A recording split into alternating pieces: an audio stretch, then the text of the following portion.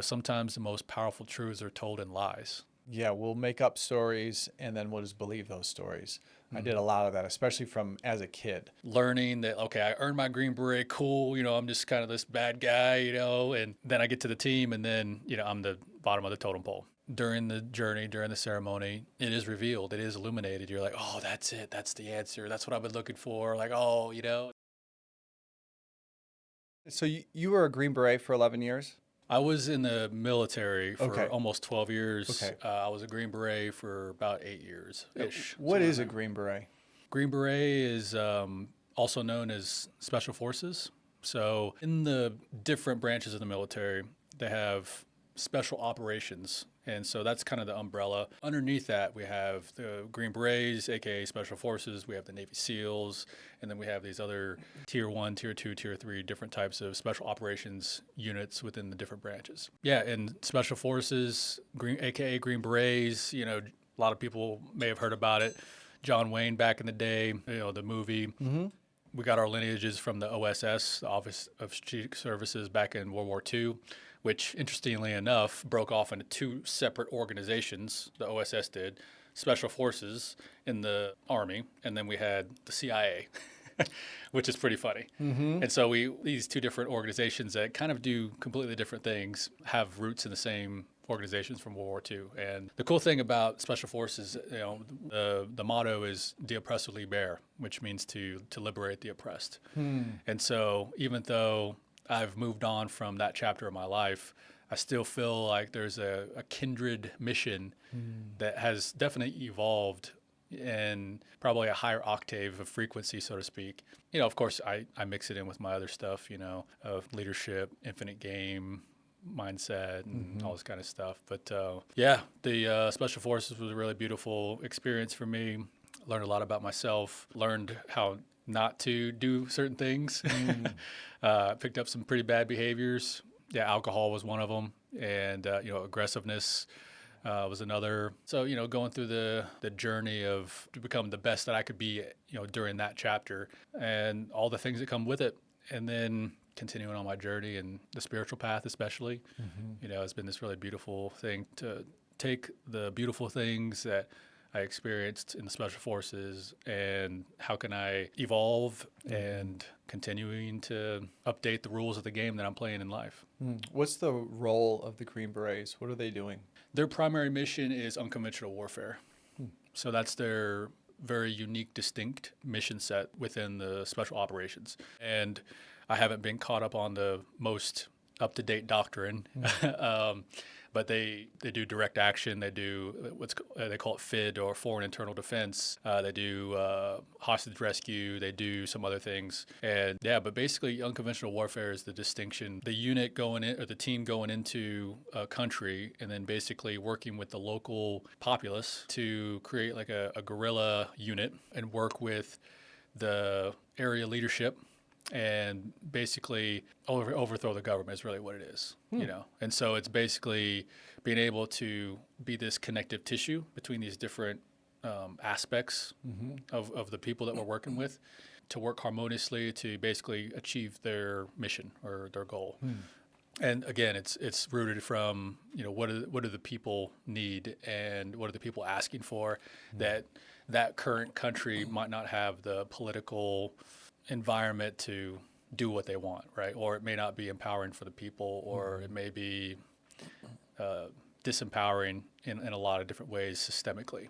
What type of person really thrives as a Green Beret? Oftentimes, we have this 2-year pipeline of training to become a Green Beret, and a lot of people don't make it. But the very first, basically 24 days, is called selection. And the people that are usually the biggest, the strongest, and the buffest, Do you think for sure would make it? You think they would make it, and the most alpha looking. Yeah, and then some of them absolutely do make it for sure. There's definitely some big, barrel-chested freedom fighters. 100%. Nice. Thank God. Yeah, absolutely. You want one of those guys in your corner, but yeah, it's the guy that can kind of be this universal value on the team, to where they're mentally resilient, they're innovative, they're physically very well capable. They can handle themselves in austere environments. They can carry themselves in combat or in hand-to-hand combat in certain kind of ways. Yeah, just a very well capable kind of man that would be in those kind of situations, to not given a lot of direction in a certain kind of sense. Like, here's the mission, but we're not going to tell you exactly how to do it. So like this is where you figure it out, and that's why the Special Forces has such a diverse mission set. What did you discover about yourself in that process? Some of the superpowers that kind of showed up for you? Yeah, I think it was different phases or different chapters of my Green Beret career. There's definitely a lot of different lessons. Whenever we were training for 2 years, I found that I like to be on like my edge or my cutting edge, of like kind of pioneering my own path. Having an environment to where I had a lot of structure, to where I knew where to be, what to do, and I had a very specific thing to do, pass a test or to learn this thing or to whatever it might be, within that, learning a language and all this kind of stuff. And so I found that I like to be in that kind of flow state to where I have structure, but I'm able to do like very nuanced, very interesting things. And so, not a lot of people in the military do that kind of stuff. And so that was definitely an attribute that I continue to hold as I move forward with these different domains of, exploring AI, exploring consciousness, exploring how to gamify life in this infinite game kind of thing. And so these like things that are kind of interesting for me that normally wouldn't be put together or synthesized, that was like where I really learned that, like this innovative edge or this kind of thing. And so, and then there was, these different later on chapters, the first couple of years I was on a team, it was humility again, while simultaneously stepping into this unique confidence that a Green Beret has. So I was learning that, okay, I earned my Green Beret, cool, I'm just kind of this bad guy, and then I get to the team and then, I'm the bottom of the totem pole, the youngest dude, the least experienced guy on the team. And, I immediately deploy, to Iraq, and I joined my team in Iraq. And so they've all had to train up. They've all been together for years and years and years, and they've done so many different things. And then this new guy shows up, right? And so there's this ultimate humility of like being a very capable dude, and then being like, okay, I'm taking out the trash, I'm learning this, that's just part of the thing, right?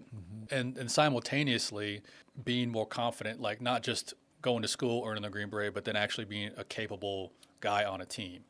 And so there's these just like interesting paradoxes of like increased confidence. And then for me, it went overboard.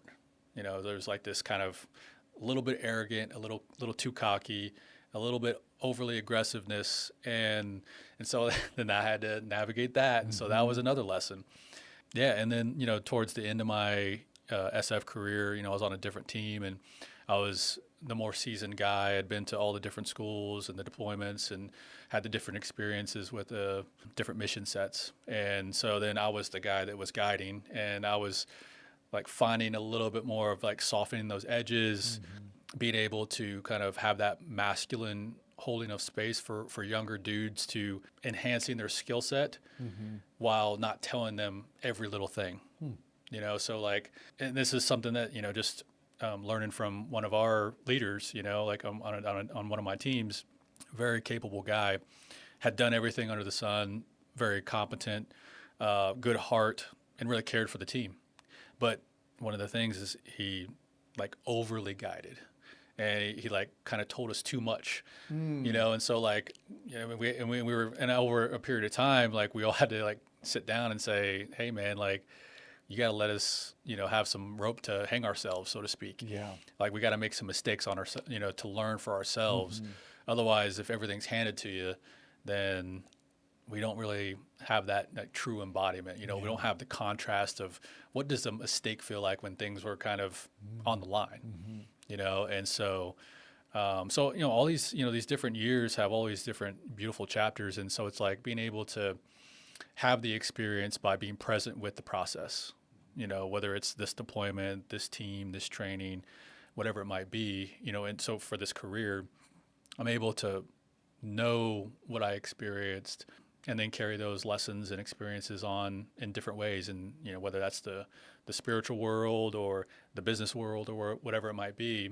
In other news, because of GMOs, monocropping, and soil depletion, Americans are not getting enough nutrients. That's why in 2018, I founded B Micro, the first freeze-dried microgreens company in the US to help Americans get more natural nutrition in their diets. Microgreens are a phase in the plant's life when they're just 14 days old and naturally the most concentrated in vitamins, minerals, and unique antioxidants. Our microgreens are all grown here in the US and certified USDA organic and regenerative organic. We grow, wash, and freeze-dry them to extend their shelf life from 1 week fresh to over 1 year, allowing us to ship anywhere in the US without the worry of spoilage. We have 2 flavors, broccoli, backed by over 2,000 studies on sulforaphane for its powerful detox benefits, and a blend of broccoli, radish, and red cabbage, our most powerful detox formula that we've tested, giving you the most bang for your buck. Easily sneak these into any meal, eggs, pizza, pasta, or even your kids' mac and cheese. We have whole leaf, powder, and capsule options, so you can choose the way that works best for you. Use code PLANT15 to save at bmicro.farm.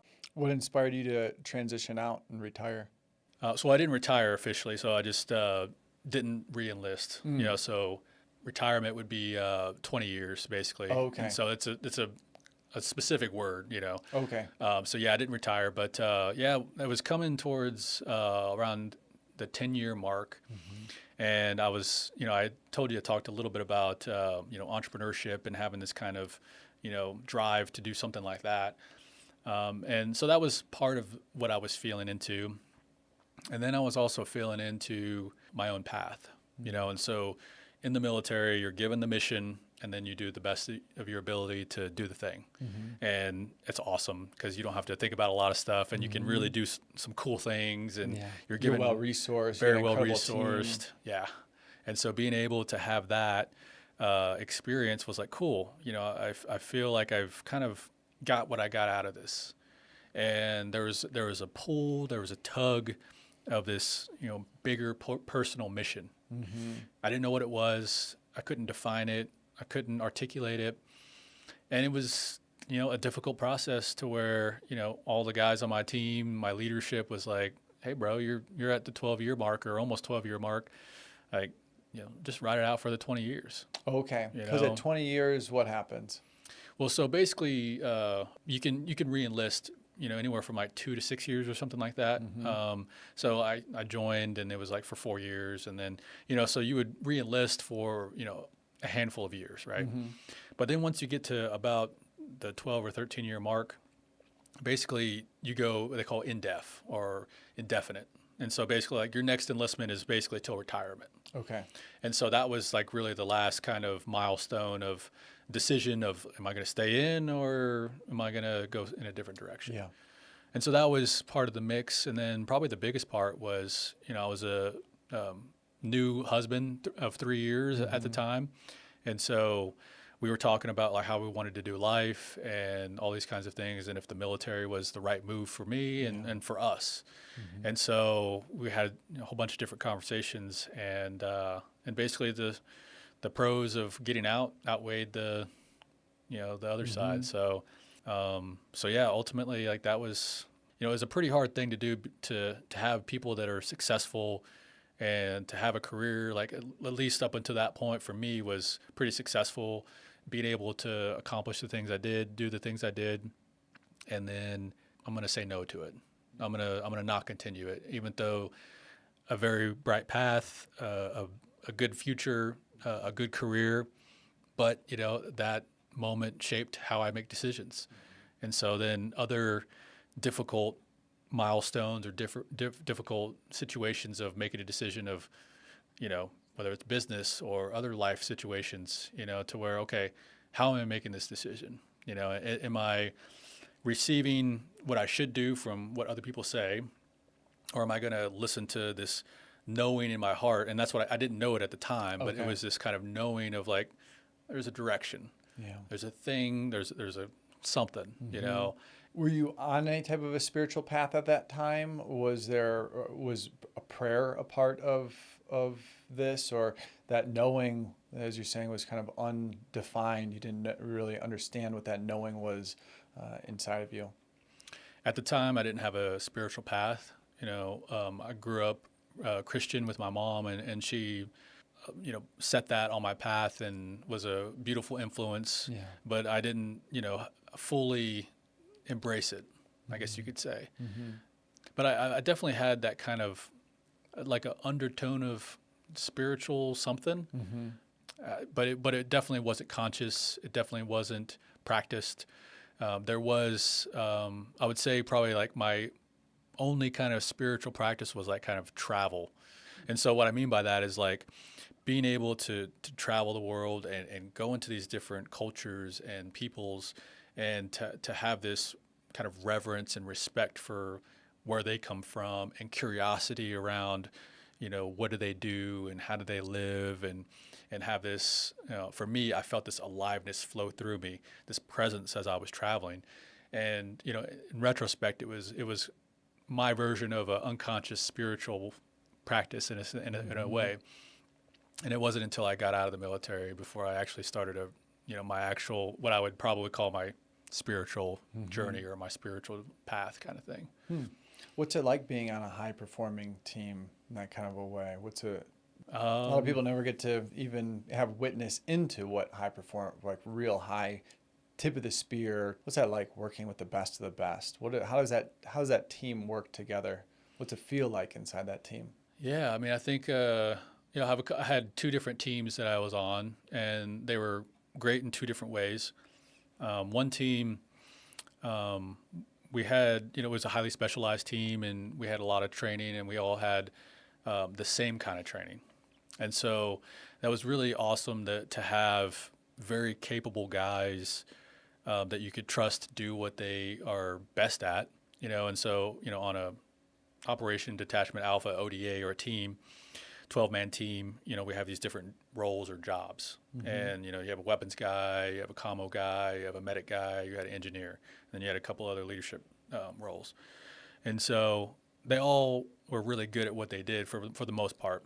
And then at the same time, we all had cross training, and we all learned from each other at the basic soldier level, and having that mastery of basically the basics. And that's, part of what makes a successful team, in the Special Forces really good, is that they're master of the basics, and they balance the advanced training and techniques and stuff like that with having a very strong foundation, and so being able to have that right balance of, you're really good at the basics, and yet, okay, so now let's build upon it with the more advanced stuff.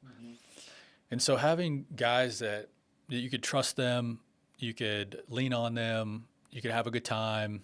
And there was just this kind of air of competence, this air of confidence, with guys that you work intimately with. There was, some guys were a little insecure about something or this or that or whatever, and we all were in certain kinds of ways. But for the most part, there was this camaraderie, there was this team dynamic, this confidence to be able to, basically say, hey, can you do this thing? And then we get together, and then we do the thing, and we do it well. And it's it's a fun thing.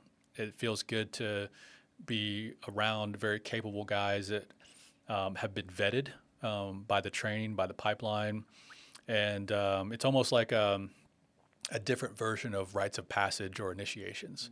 And so, like, to get into the military, you have to kind of hit this barrier or this rite of passage of, basic training and, advanced individual training. And then, when you do the 2-year Q course for the Green Beret stuff, you have to go through all that stuff. And then you get the Green Beret. Okay, now he's vetted at least until this point, and then you get on a team, and then you're on the team for a couple years or many years. And then your reputation basically is like your thing, right? And so, like, you have a reputation of taking care of your dudes, being a high performer, all that kind of stuff. And so you have these rites of passages, and so, like, it's like unspoken trust and confidence, and so it's a really cool feeling. And so being able to, take the positives of that experience for me, and then carry that over to the other ways in which I either create, collaborate, work on, outside of the military, has been one of my practices, to be able to work with people that are really, really good at what they do. Good people, like to play life as a game in a kind of way, purposeful, playful, and then the approach in which they do the thing. Like, are they, stressed out? Are they, anxiety ridden?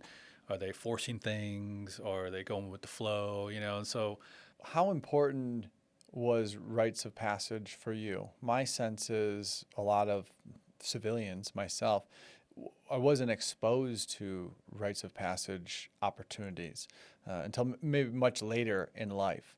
They showed up. In many cultures, indigenous cultures, there's rites of passage at young ages. What do you see with rites of passage in our society, and maybe what's a lack of them? How's that affecting us?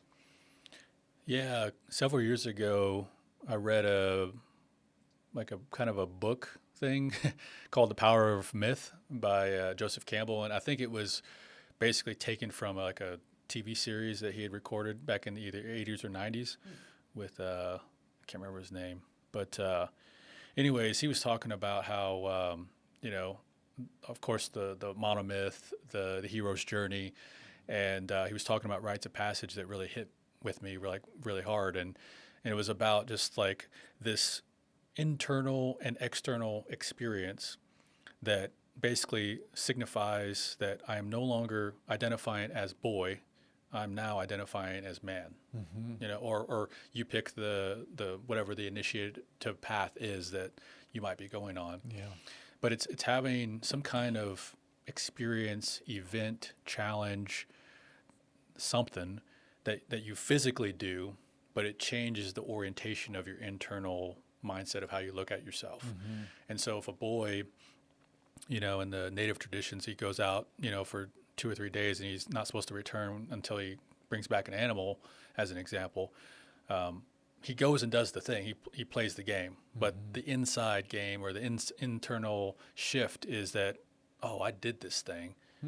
And now I'm no longer a boy. I'm now a man. And so, us as beautiful human beings that, we have the ability to identify nearly as anything, right? We can identify as husband, we can identify as leader, we can identify as brother, and, of course, so many other things, right? So we have this kind of fluidity of what we want to or what we can identify as. And so, we have potentially a population that, many physical men still have the internal attributes of boy. They haven't fully shifted their how they look at themselves. And so they have boyish behaviors, boyish patterns show up in their life. How they relate with, friends, family, all this kind of stuff can be more boyish. And, that's not to say that the inner child, is bad at all. Like, it's the most beautiful thing ever.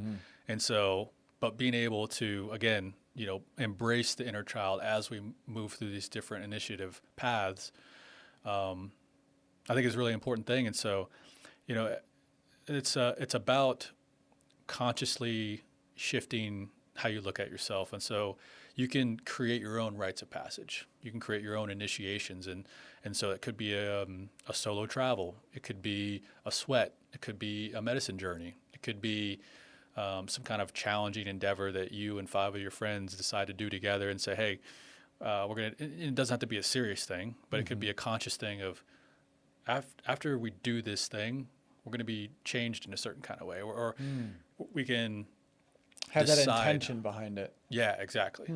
Yeah.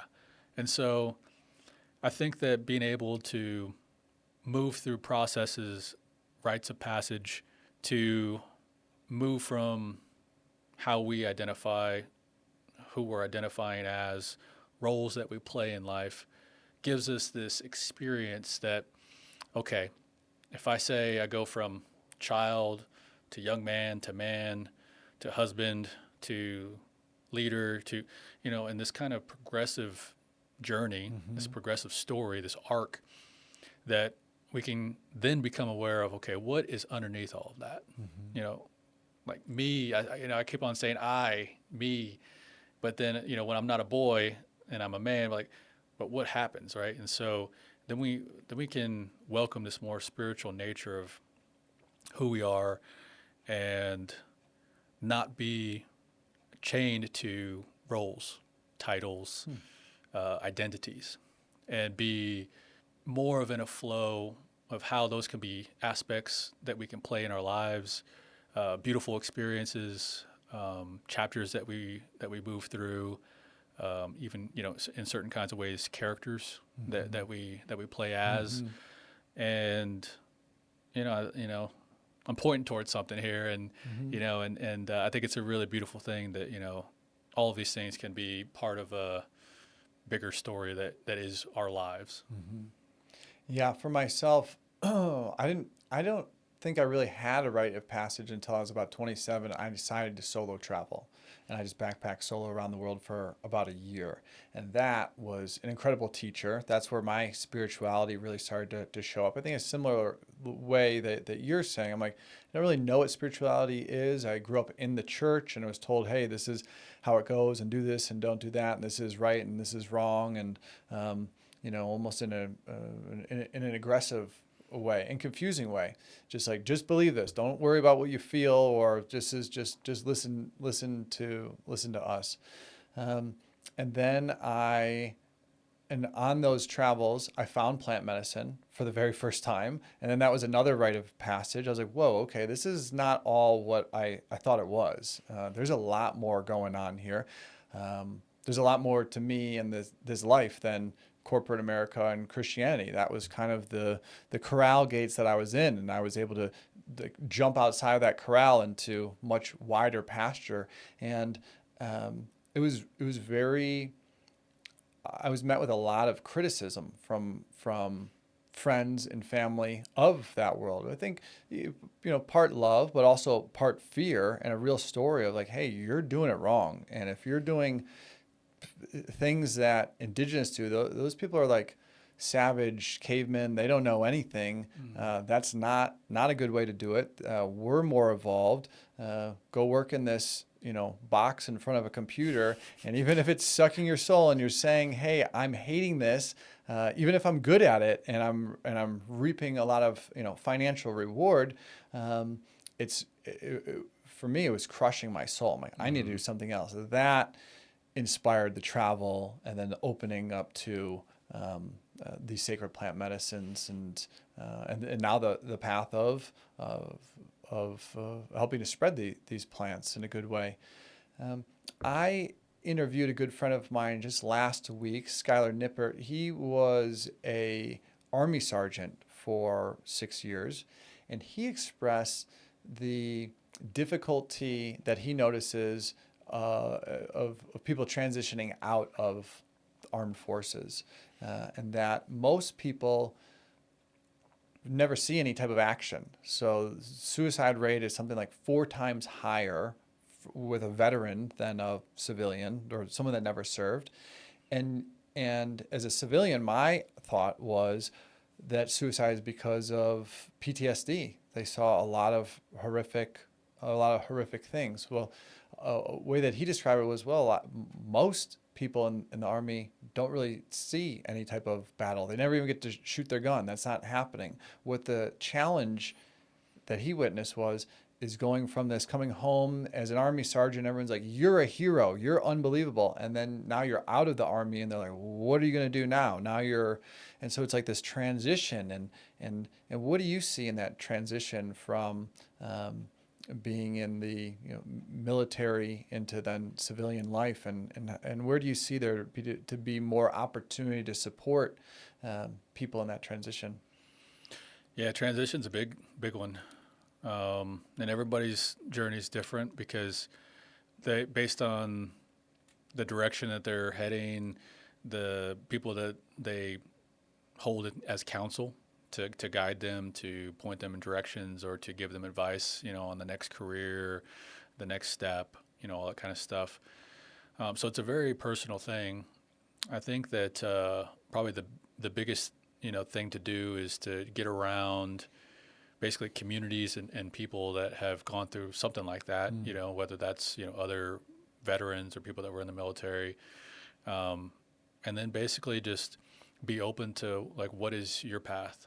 And sometimes there's a lot of healing that is involved with therapy, journeys, all these kinds of things, different healing modalities, and it's all available. But yeah, community I think is probably the biggest thing, because whenever somebody that generally cares about you is doing some kind of path with you, or whether it's very temporary. We kind of talked about this during lunch about kind of doing some life together and kind of being on the path. And there's just a lot of magic that happens. So sometimes it's not about like, let's go to the transition meeting and then let's talk about it in a serious way, but it's more about guys that are on a certain path, on a certain trajectory, following their purpose, in a certain kind of way, going with the flow.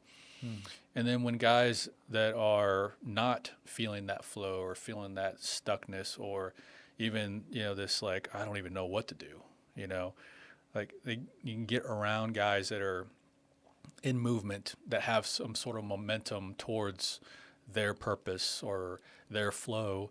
And then via osmosis, they're able to be like, oh, that's really interesting. Okay. Like, and it could be anything, that opens them up. It could be just being out in nature. It could be having conversations. It could be listening to other people's story of healing, of letting go, of like, man, I tried like 50 different things and, none of it really worked, but I'm glad I did every single one of them because it helped me become who I am today. Right. Yeah. And gave me the clarity via contrast or via alignment, And so, I think that, just people caring about each other, getting in the community, and then just like moving in some kind of direction. And maybe it's the right direction, maybe it's the wrong direction, but either you're going to get the contrast of like, oh yeah, that's not my thing for sure. Try things, just get moving. 100%. Yeah. And so being able to, I think, move in that direction. And, a lot of times, we get caught up in the stories that we tell ourselves and the stories that people tell us about ourselves. And stories are beautiful. Stories can be really supportive. They can also be things that keep us very stuck. Limiting. Yeah. Yeah. We'll make up stories and then we'll just believe those stories. I did a lot of that, especially from as a kid. One story that's coming up for me is when I was in the first grade, I was brought in front of the room. We were all taking turns reading aloud, and I didn't do a very good job. I'm a little bit dyslexic and just goofing my, the letters, rearranging my letters a little bit. And there's there's some superpower in that for me as well. Well, that teacher's like, you did not do a good job, Stephen. You shouldn't do that again. And I was like, whoa. And then all the kids laughed. And I took that to mean like, oh, I can't read aloud. Maybe I can't read, and maybe I can't even do school that good. So for years, I believe that I went from, an ace student, capability to just like a BC student, just like school's not for me. And maybe some ways it really wasn't for me, but I also had this belief, this story that was put on me that just like catalyzed in that moment of like, oh, and it took a long time to discover that story was even there, and then I believed it, and I'm still unworking it and unraveling it and reminding myself, I'm like, no, I can learn in a classroom type setting. I can read out loud. I can, I'm more capable than I think. Yeah, it's sad, but it's also beautiful because a lot of times those stories are invisible until something illuminates it. You become aware of it in some kind of way. And yeah, sometimes that's just good people, good friends that say, hey, I don't know if you've been aware of what you're doing or what you've been saying, but, in certain kinds of ways and illuminating things. But yeah, allowing the invisible stories that hold us back to be brought into the light, put on the table, and then now I can examine it and via agency say, okay, do I want to energize this story? Or do I want to maybe say that was a story of the past or that was a chapter? Yeah, just And let it go. Yeah. And choose and no longer believe that story. It served whatever purpose it did, and now I'm ready for a new story. Yeah, 100%. A beautiful gift that veterans have is the GI Bill. And a stat that I saw is maybe less than 5% of veterans take advantage of it. what are your thoughts on the GI Bill and for a veteran that's like maybe not finding that community yet, but they're like, I need some type of movement, some momentum. Maybe I'll just apply for a university that the government would pay for, and I believe they give you a stipend. They give you some type of, so you don't have to have a job during it as well. You could just focus on that. Does that come up when you're working with other veterans or when you think about transition for veterans? Yeah, I think it's an option.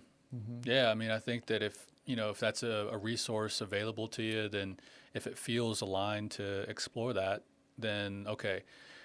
I think for me, like the questions that I would ask would be like, what are you most curious about? What are you most excited about? What topics, things to learn give you this sense of aliveness within yourself? And that would be those questions that I would ask, and allow those answers to guide how you decide on the place, the degree, or whatever it might be. And yeah, and allow that to, potentially be part of your journey as far as, okay, I'm going to try this, or, and maybe they get the degree, and maybe that was the thing that was like, okay, that was the thing.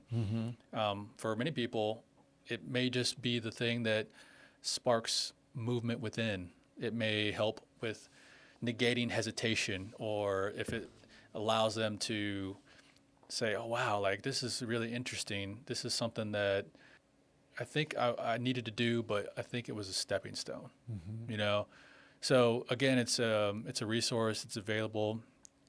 There's a lot of paths. But, at the same time, there might be other ways to explore your curiosities.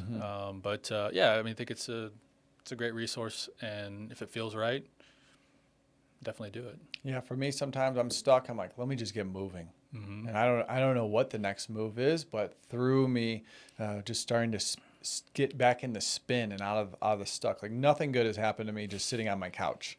Like let me go interact with the world and mix it up and try to listen as well. What is the world saying to me, and then what feels good, and let me lean into that. I'm hearing. Veteran health is a pretty big topic today. There's that stat of suicide rate being 4 times as high with veterans. What do you think is the underlying,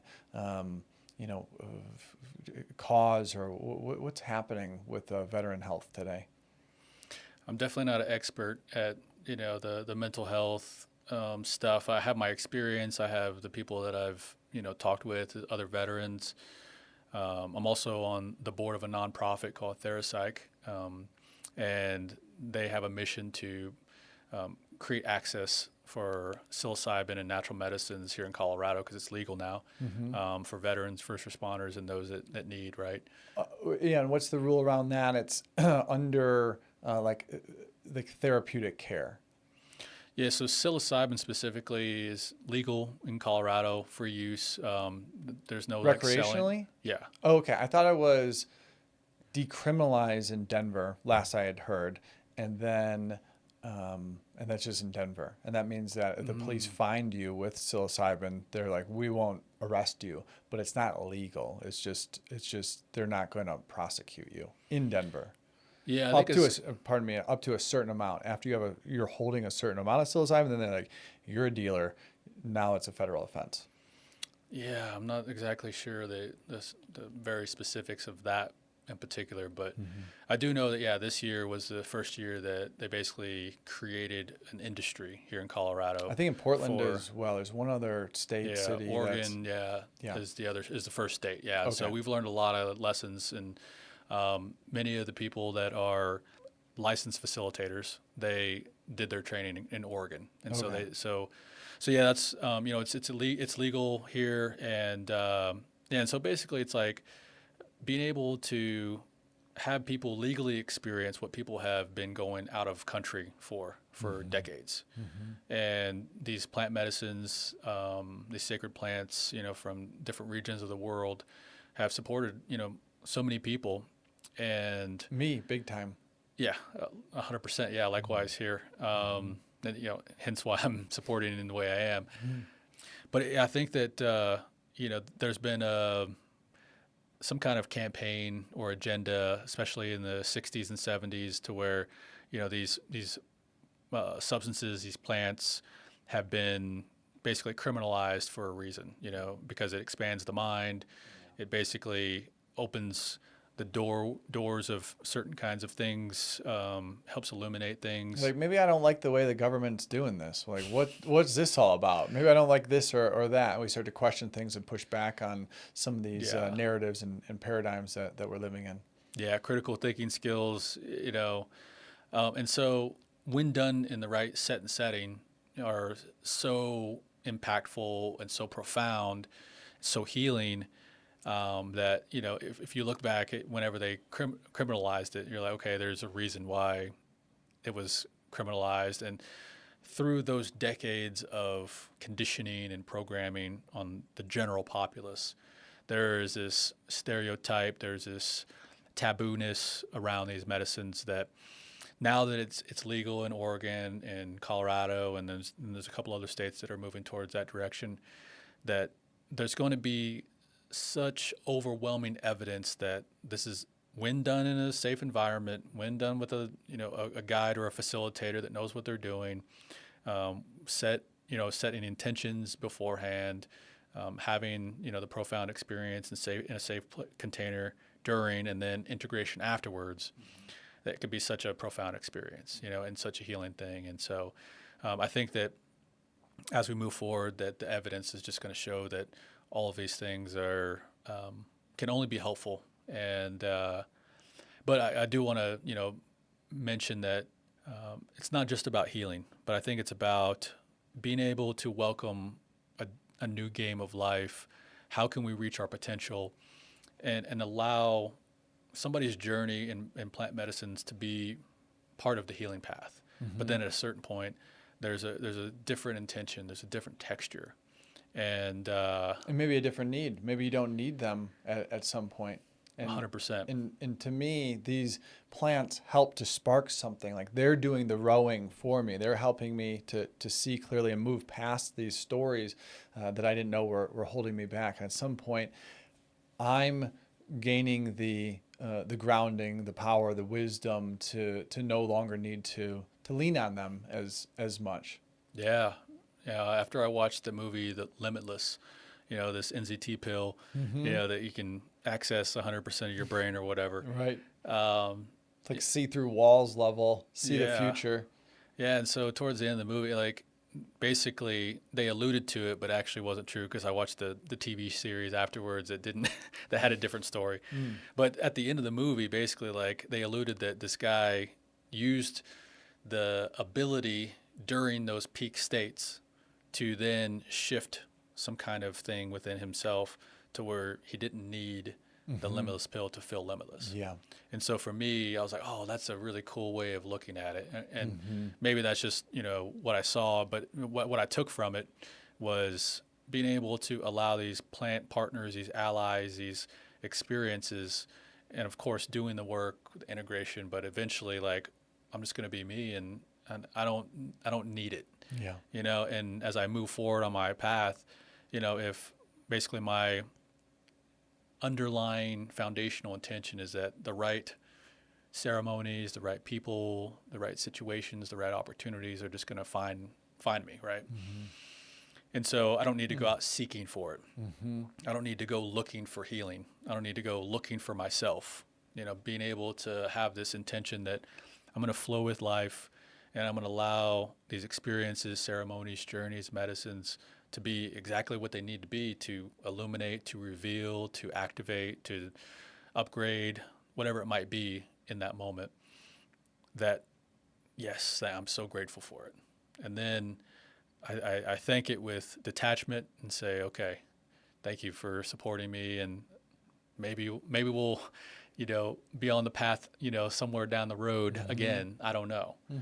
And having that detachment, but simultaneous deep gratitude for the experiences that do come, because if I have this eternal present moment intention of all these things to synchronistically move through me in the right time in this synchronistic dance of life, then it would be really weird if I didn't just appreciate when I'm in the present moment of things, And it's always this thing that's out there in the sometime near future versus, yeah, like man, like I'm really, you know, it's a beautiful thing. And so, yeah, I think the medicines can be really a beautiful part of somebody's journey, somebody's part of their path. I think there's different phases to it. And I think that one of the phases is the last phase, as being part of somebody's life. And, but, maybe for some people it's, most of their lives or all their lives. I don't know. Everybody's different. Yeah. What does set and setting mean to you? What's that look like to you? So the importance of, if you're going to go into some type of a plant medicine ceremony, it's so important, the set and setting. What's that mean to you? Yeah, I think zooming or taking a step back, it's about intentionality. Yeah, so being able to have intentionality around my mindset, or what is my intention with this ceremony, this journey, this experience. And from my perspective, the journey began when you decided to do it, and so if you have a ceremony in 5 weeks, but you decided today, like the process has already begun. The medicine's already flowing. Exactly. Yep. You're already aligning and attuning and shifting, and the process starts the moment that you decide. Yeah, and so you're working through, what is my intention? Like, you probably have an idea of what you're navigating, what you're feeling, what you're thinking. You can look at your external world and say, okay, I have this circumstance, I have this thing. This is how relationships are looking in my life. This is how I'm relating with them. And you can look at and feel and contemplate about all those things. And that's part of the process, and so being able to welcome that intentionality and that simultaneous surrender during that process, because you might say, I'm open for whatever the universe might give me, right? And then the universe gives you this, and you're like, oh no, not that. And you're like, no, but that's not how and so it's both having like the will to move forward with whatever your intention is, with simultaneous like humility of receiving. Okay, man. Okay, that's what life's been telling me. Okay.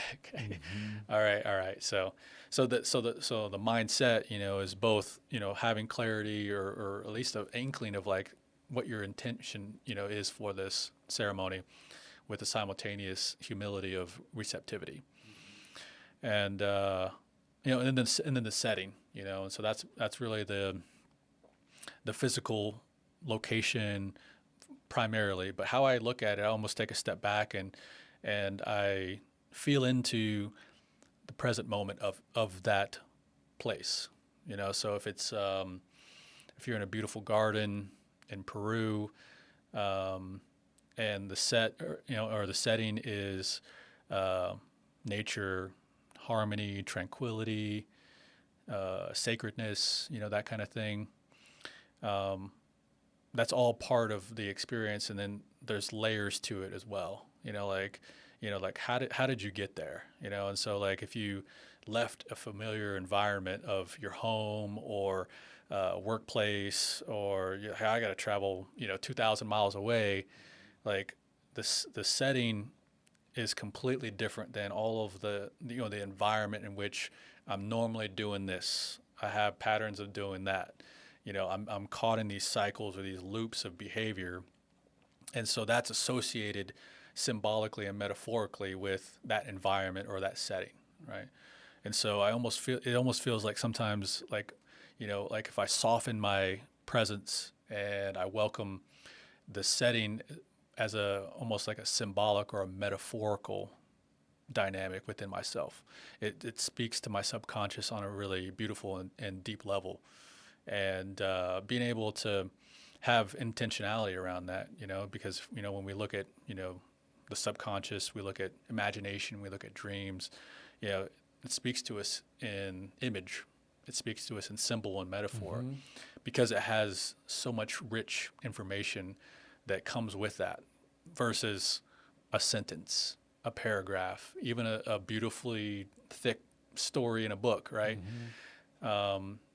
symbol is so powerful. And so I think that having intentionality around, how you're approaching it, intentionality with mindset, and then intentionality with the setting and the environment, and then of course the people that are around you in that experience are part of the setting, and the mindset as well.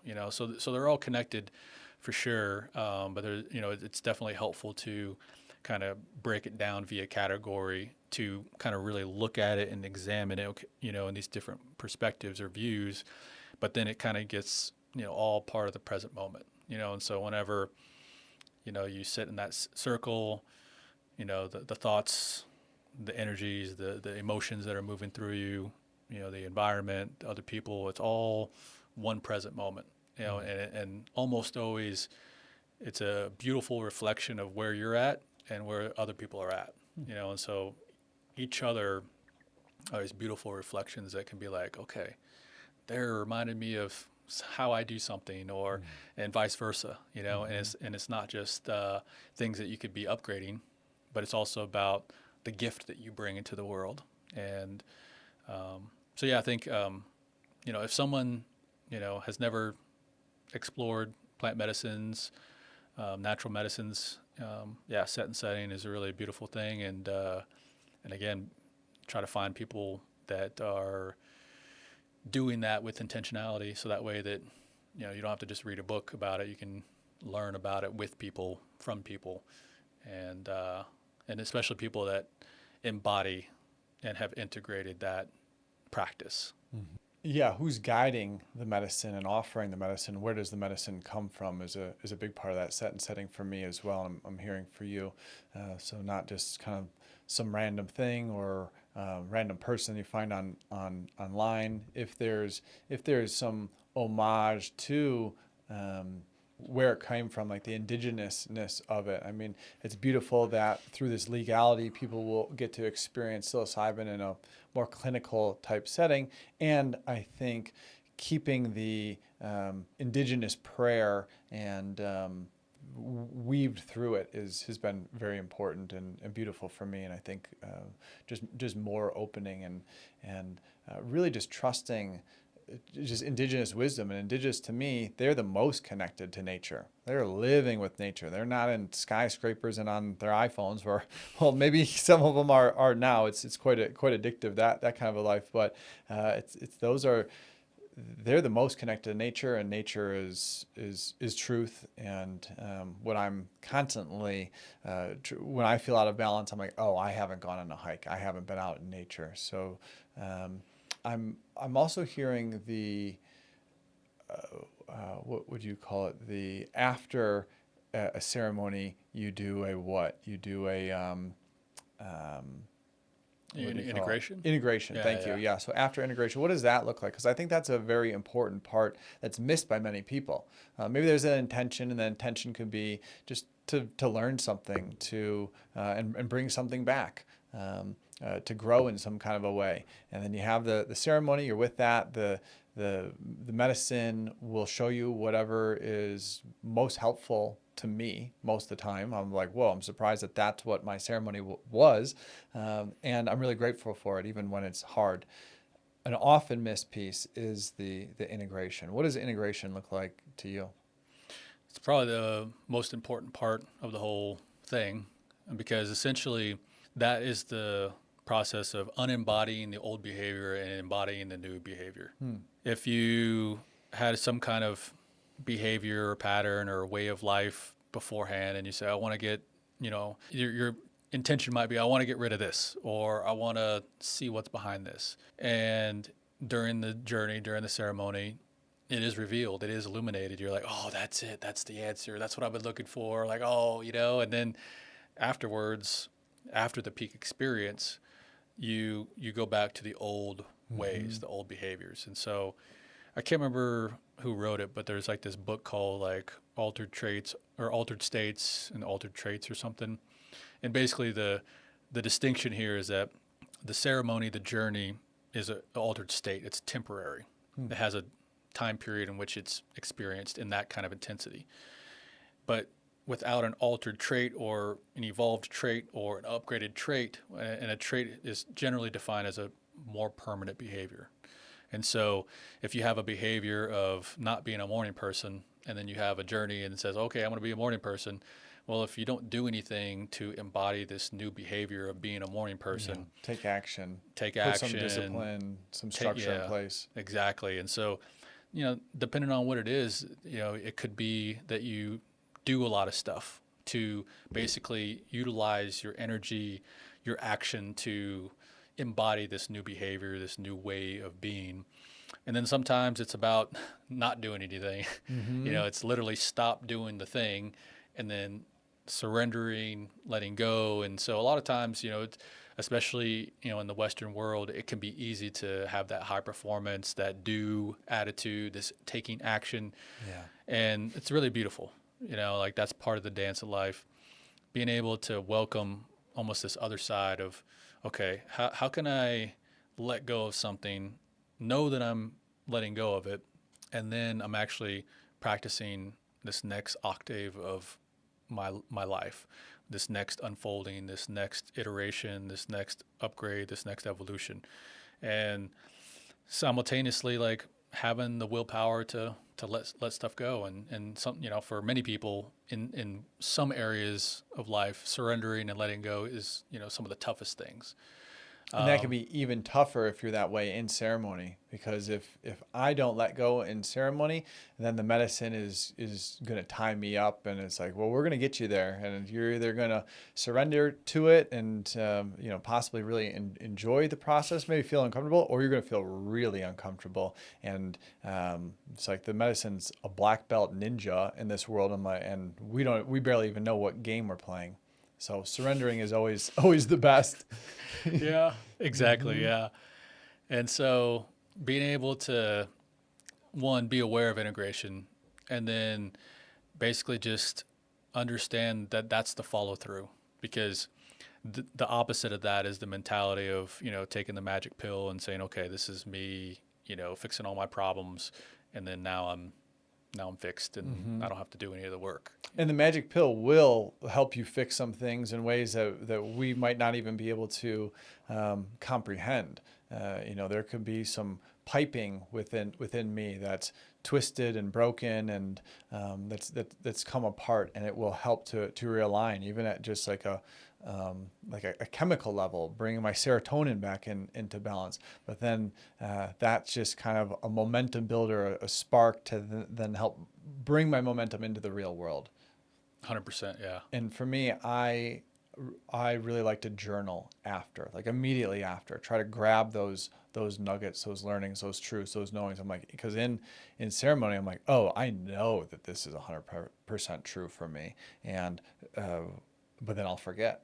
And then I'll go back to those notes. I'm like, oh yeah, that's my truth. That's helped me find that North Star again. Yeah.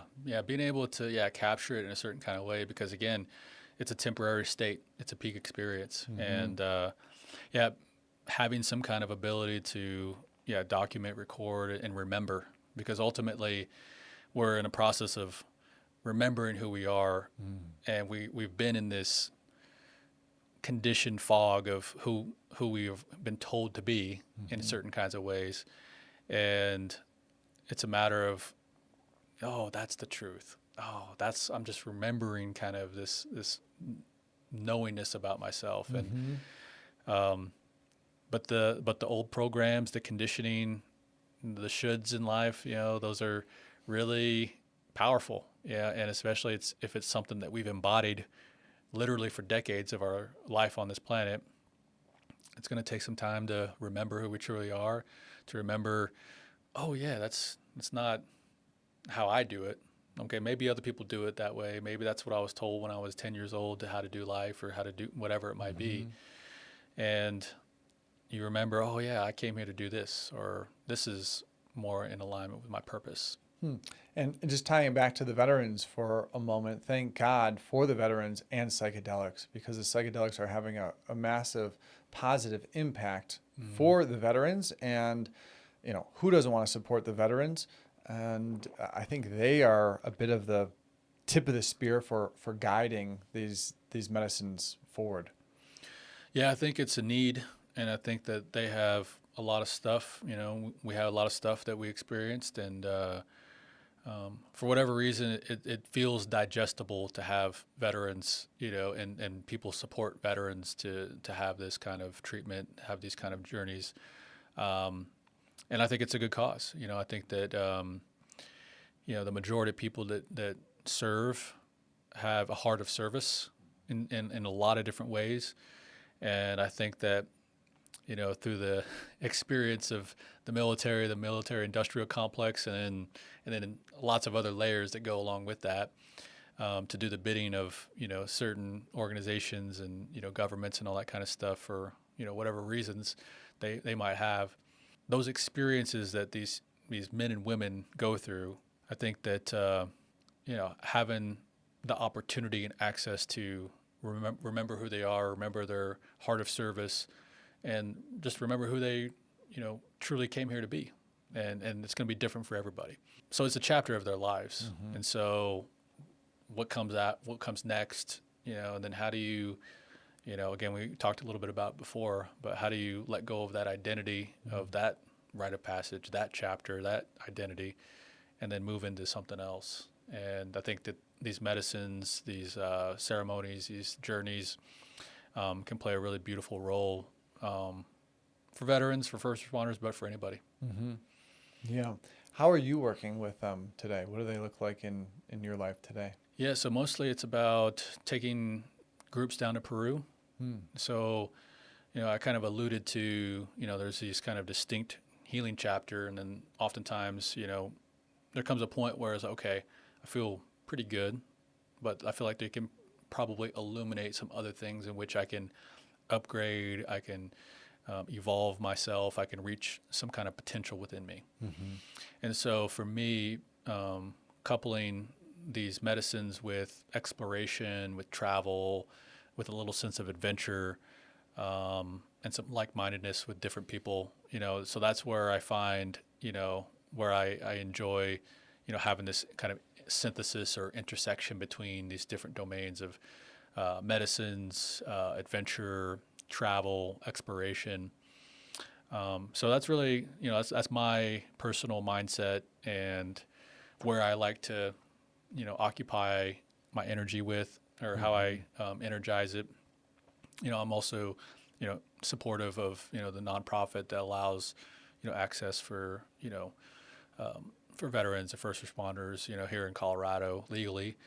And that has, it's a different purpose. And so, so I think it's not a limitless pill, but in many ways it's an illuminator in a very universal way. And because of that universality, it can be applied to healing, and it could also be applied to human potential. Mm-hmm. How do you see the medicine acting in a way of showing you what you need to see versus what you want to see? Yeah, I think for me, it's this balance of curiosity and openness. And so if I set an intention, usually the nature of the intention is generally open-ended, and it's rooted in curiosity. Mm-hmm. And it's not about me finding something precise or very specific. It's more about coming at it from the frame of reference that I don't know exactly what I'm looking for, but I have a sense of what I'm looking for, or what I'm intending, or I'm sensing what's calling me already. Mm-hmm. And through that process brings the clarity, brings the answer. Mm-hmm. And so for me, it's being able to practice that openness, and again, differentiating between intention and expectation. And so if I have an intention, which is rooted in more of this openness energy, this specific oftentimes, sometimes it's very open-ended and it doesn't have a true answer, and that's where it's like the most open. But having an expectation is centered around, I'm looking for the answer and I know it's this, and so I have an expectation of where I'm going to arrive. and then of course the trust of like, yeah, this I trust that this medicine is gonna feel or gonna lead me to an aligned knowing, an aligned experience, an aligned action that feels, yeah, that feels like True. that feels true. Yeah, the truthiness of it is in your heart, Yeah. in the body, You just know. versus like the mental expectation of like, okay, I've been thinking about that, and we don't know where these things come from, right? You know, because that expectation could be coming from some kind of program, some kind of conditioning, some kind of from your some parents, your story, teachers, your yeah. community. Yeah. And so it's like all we're doing is we're just like reliving that same thing versus like this is an open canvas. I don't know what life is going to give me. I don't know what the answer is. This podcast is brought to you by B Micro, organic freeze-dried microgreens for easy, everyday nutrition. Sprinkle them on any meal and enjoy the benefits. Shop now at bmicro.farm and use PLANT15 to save 15% off your next order. You know, like we have a sense of like what maybe domain of life that we might be exploring, but it's less about knowing exactly what the answer is before we get into the ceremony, but rather asking ourselves really beautiful questions that can only lead to the most beautiful upgrades of life, that the dance with life reveals some kind of just amazing thing that you just couldn't even think about or imagine. What are you working with right now? What's the growth edge for you? So I'm reading a couple of like game design books. And so it's for kind of this AI project that I'm working on, but it's really mostly for just understanding this like game of life, right? Yeah. And so we have rules to games that feel on the surface limiting. They could feel rigid. They could feel like, oh, encroached. But the very nature of some kind of structure, some kind of rules make way for the flowing play that can happen in between. And so it's this idea for me, like what my growth edge is like, okay, what are the next upgraded rules to the game of life am I experimenting with? And so being able to, one, be even deeper acceptance of structure, rules, because, you know, like when we think about like reaching our potential, it's like, well, I can do anything, you know, I could be anything, I could, you know, accomplish anything, so to speak. And that's absolutely true. And yet without structure, the dancer has less of an environment to move around and to move through and to move in between. You know, an analogy is that like if you went to a museum and the whole place was just scattered, like had no rhyme or reason, like, you know, something from 1,000 years ago to, you know, 10 years ago, or there was no categorization, there was no structure.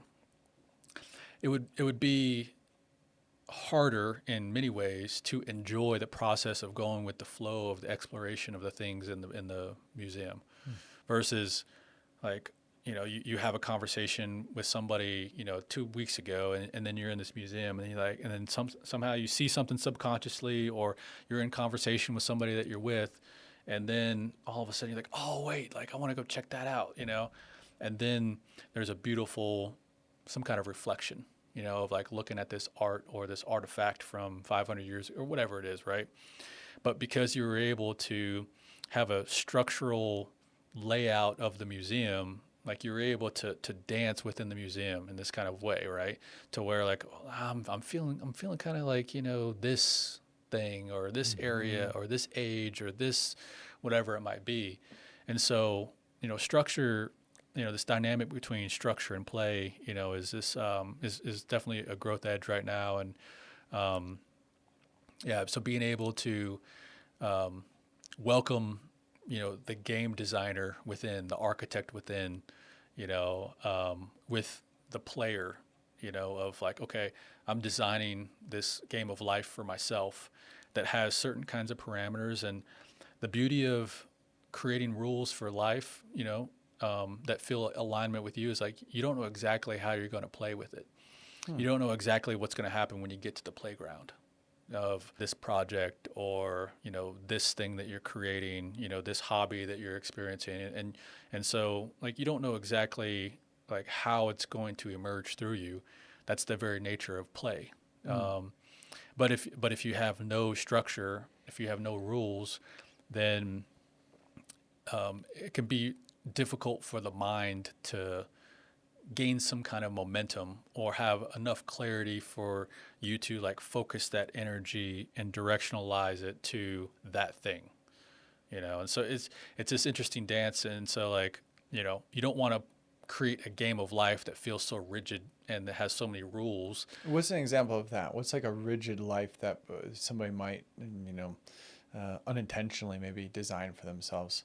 If you have this like very rigid schedule to where, you do this and then this, and, the common example might be, a 7 activity morning routine. Mm-hmm. So you do this, you do this, you do this, you do this, you do this. And then if you do all of those, then at the end of it, like, oh, okay, I feel good about myself. Mm-hmm. And sometimes that's great, But if it feels like, man, that's a lot of stuff in order for me just to be all right, like to do my, morning practices. And I think that there's definitely chapters to where, like, having some kind of discipline and rigidity and some kind of consistency is a really beautiful thing. Mm-hmm. But maybe that rigidity, can hinder this like flowing, approach to life, to where if I'm so caught up in the first 3 hours of my day or all these things, serendipity, synchronicity. It's harder to let new things in. It's harder to let the universe speak to us.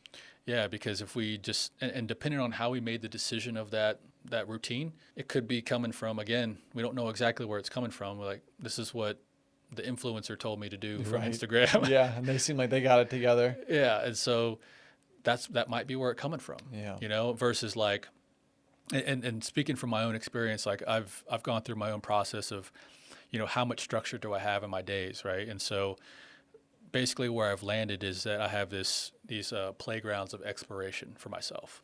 And so my morning playground is basically nourishment. So from when I wake up till around like 9 a.m. ish is like I can do whatever I want. Mm-hmm. But the edge of rigidity that I explored and experienced the contrast of was, all right, I can do this, do this, do this, and it was like these different things. And then I tried to, like, Monday I would focus on this, Tuesdays I would focus on that, so on and so forth. And then, like, in the mornings I'd wake up and I'd be like, man, I feel like I got another thing to do, like a task, like it didn't feel nourishing. Yeah. Right. And then the next evolution for me was creating like a menu of nourishment. And so for like a couple of days, I was like, okay, what could be like some things that I could feel nourished with. Right. And I think it was a beautiful part of my process to be intentional about like what nourishes me, like to become aware, to illuminate what is nourishing for me. Mm-hmm. And then moving through the practice of doing it, and then does it feel nourishing? Mm-hmm. And so that was a beautiful chapter.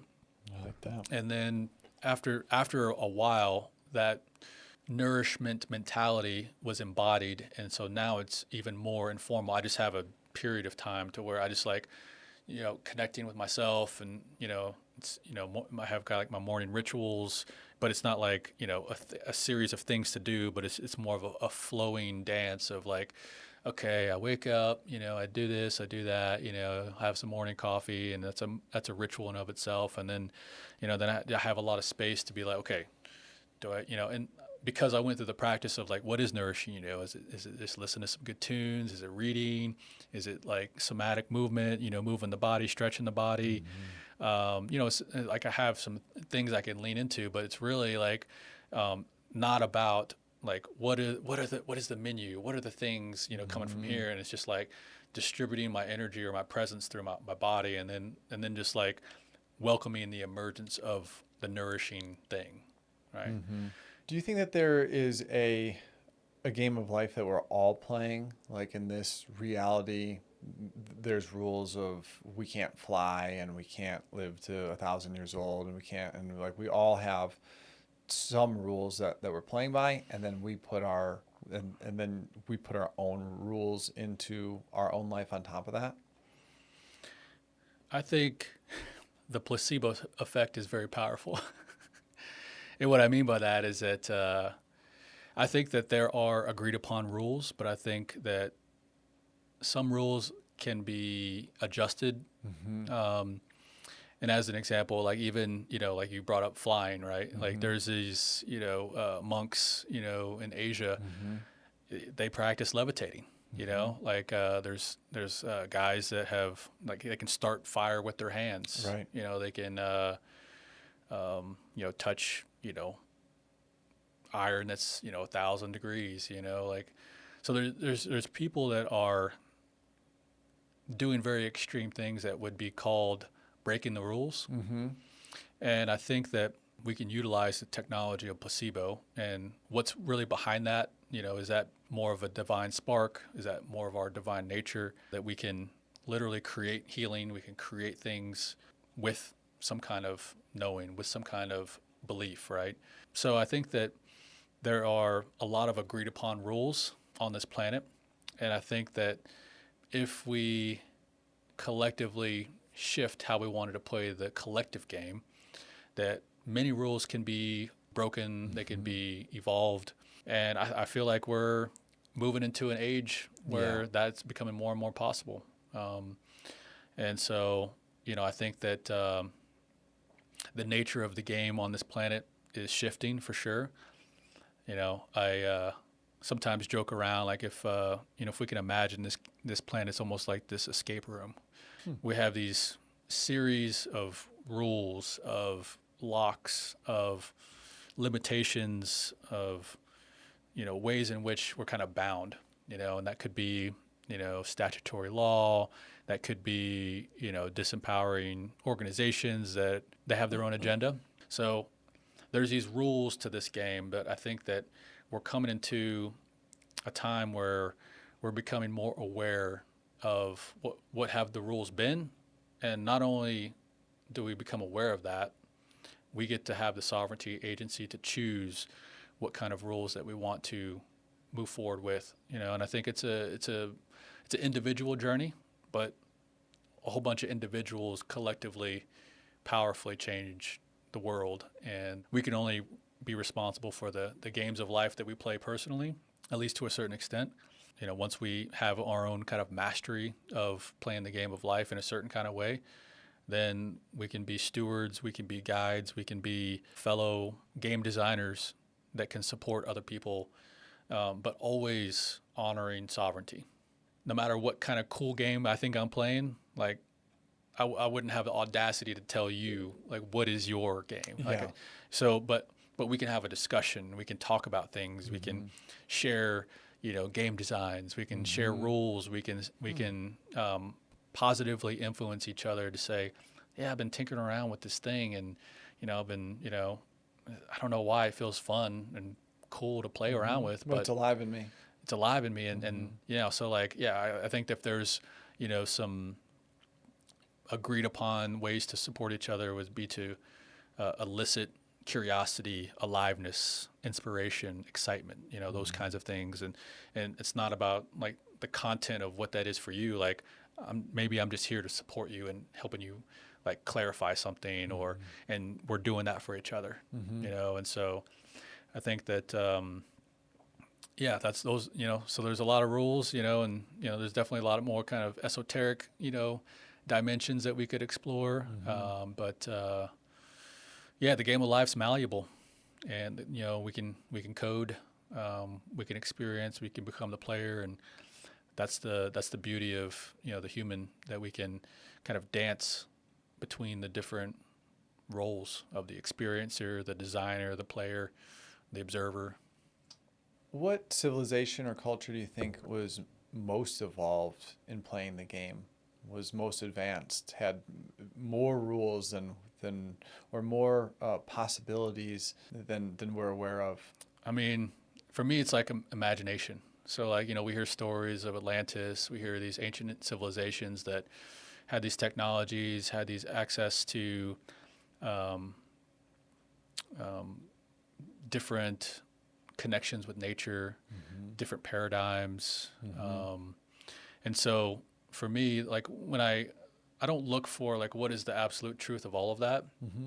Like welcome, okay, what can that inform me on how to play my game? And so like if we look at the legends of Atlantis and what did the rules did they ultimately break that led to their demise? What was the nature of that? What were the decisions? What were the frequencies? What were the mindsets, right? And so if we look at these stories, these myths, these perhaps historical, rememberings, whatever they might be, they could be informing us on how we might want to play our game, And so like when we look at storytelling, sometimes the most powerful truths are told in lies or told in fiction.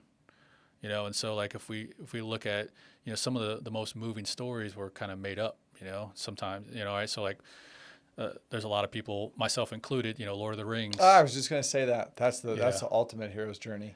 Yeah, and like there's so The many reluctant hero. beautiful things that are part of that story that perhaps it's all lies, perhaps it's a recounting of an ancient history that was long forgotten, eons and ages ago. But it's so moving. There's so many truths that could be remembered by listening and watching to these stories and reading these stories. And so again, it's less about the logical truthfulness of things, because it's really difficult for any of us to really know, because we're several generations removed from any kind of nefarious historical inaccuracy. So like it takes like 2 generations before something that can be completely made up to be now this is how we all agree upon history. And if we look at the past several hundred years and thousands of years, it's been oftentimes rooted in conflict. That's the progressive evolution of humanity, is a lot of times war, like power, domination, conquering, right? And the winners of these wars and conquering tell the story. And is that story 100% true? Like no one really knows, that is not. Yeah, they write the history books. They write the history books. And so it's it can be difficult to know like exactly what is Atlantis a whole bunch of absolute truths? Is it half truths? Is it legend?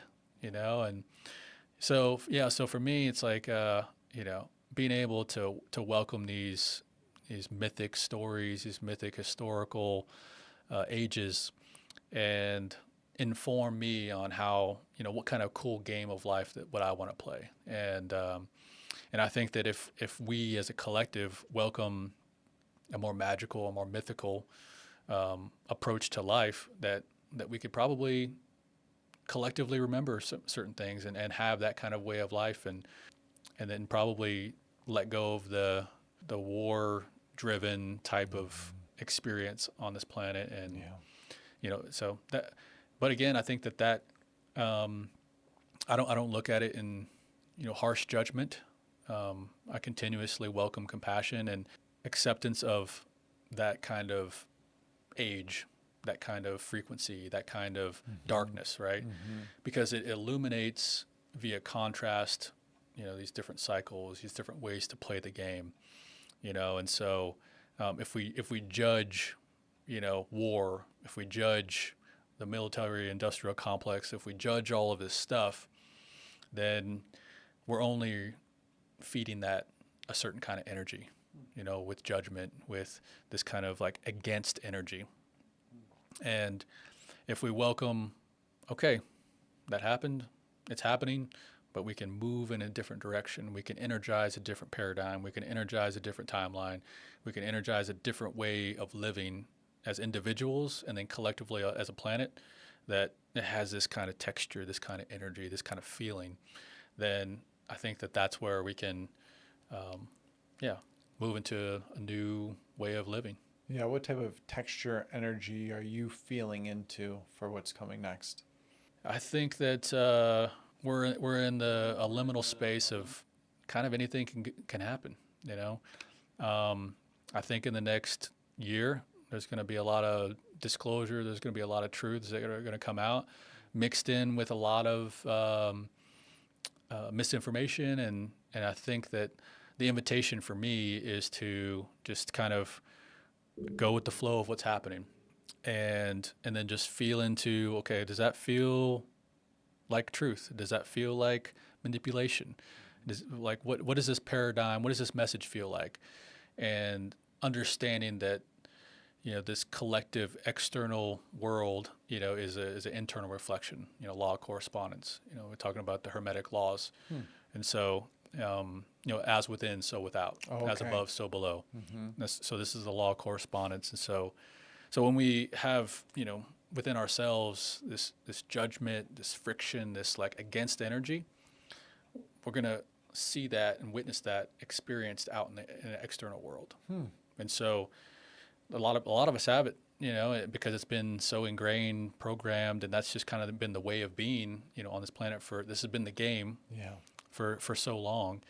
And as we move forward, we're going to be able to allow the awareness and the illumination of, we get to decide how we want to create and co-create this world, or at least our individual lives and our communities. And so I think there's going to be a lot of, because we're in this liminal space, there's going to be a lot of information that comes out. And so the invitation is for us to be discerning of, what feels true for us.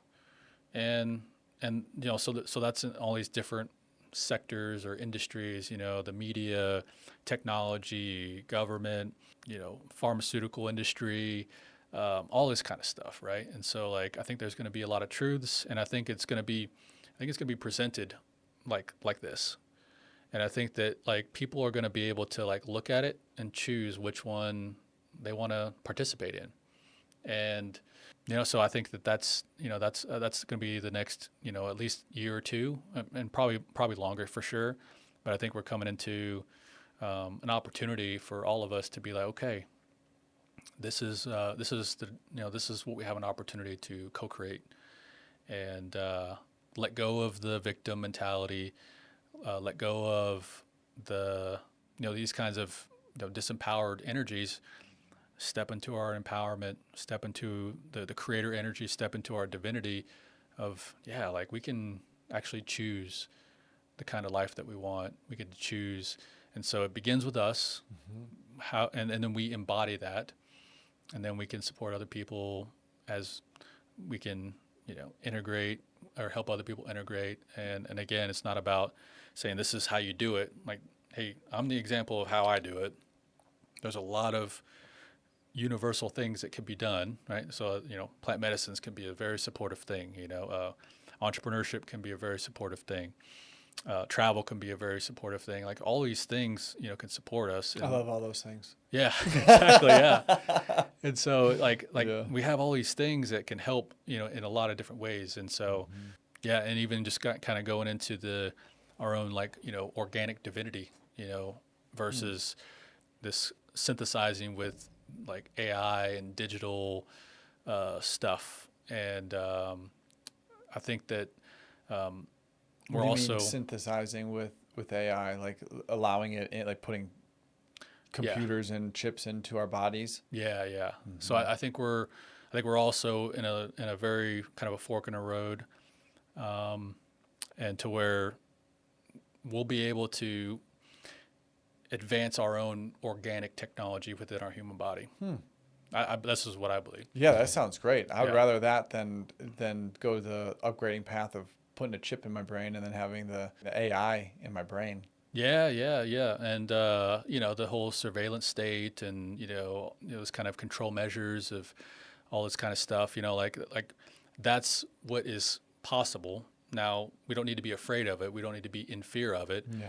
But at the same time, every time we take action or choose that paradigm, we're energizing, and we're energizing the momentum of that being widespread. Versus I'm gonna meditate, or I'm gonna work out my body, or I'm gonna optimize on an organic physical level. And I think that as we move forward, other technologies, organic technologies that are going to start showing up, and and this is where the kind of the mythic legends and the stories and stuff can be played with, and we can welcome our imagination to guide us, and at the same time we don't need to live in la la land, but what can be truly embodied, what can be practiced, what can be truly lived, yet being very open. And I think we're living in very exciting times, and and we're right in the middle of the story. Mm-hmm. What's a simple game that we could play right now, or create a game just to help me with a little bit more structure or knowing on how do you create games? How can I bring more game into my life? I love the idea of game because it seems it's fun, it's playful, it's low pressure. It's like, okay, you could play and play again, and you can get better at games. Help me with a structure for some of the games that you're playing. This is a good practice right here. Yeah. Okay. That's why I'm reading these books. Yeah. These game design books. I think the big thing for me is like just the attribute or the approach as play. Mm-hmm. And so even like even this podcast, right? Mm-hmm. We kind of talked about it, and then like there was no real like agenda, like, hey, we got to talk about this, and this, and there was definitely some preparedness and everything, and but we were kind of talking about it before about like how do you like have a good conversation and then step into these seats and then turn the cameras on and have the same it's a practice conversation. Yeah. Right? Yeah. You're doing great. Yeah, well, we're just we're playing here, right? Yeah. We're just improvising or some improvisation. I don't have a great answer for that. As far as like what's kind of a fun, playful game we could play here. That's some of my that's also a growth edge for me. Like, what do you see? How does AI play a role in our future? You've been writing a lot, and your writing is fantastic on Substack. And some of the ideas you've been playing with is sovereignty and AI, and us having our own individual AIs that live in a server that is personal to us. It's not out on the cloud. It's not ChatGPT. It's like our own AIs and our own AI agents. What is that? Explain that with the future of AI in your mind.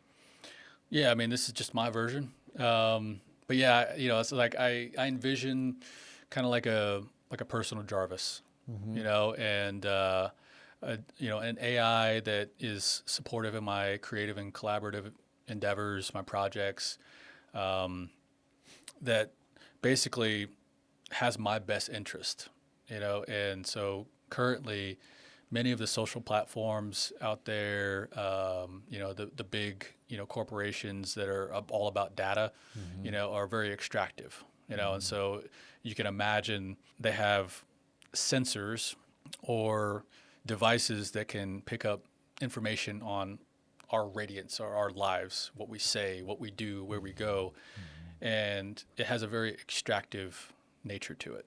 And so what they're doing with that information, is they're doing a lot of different things, right?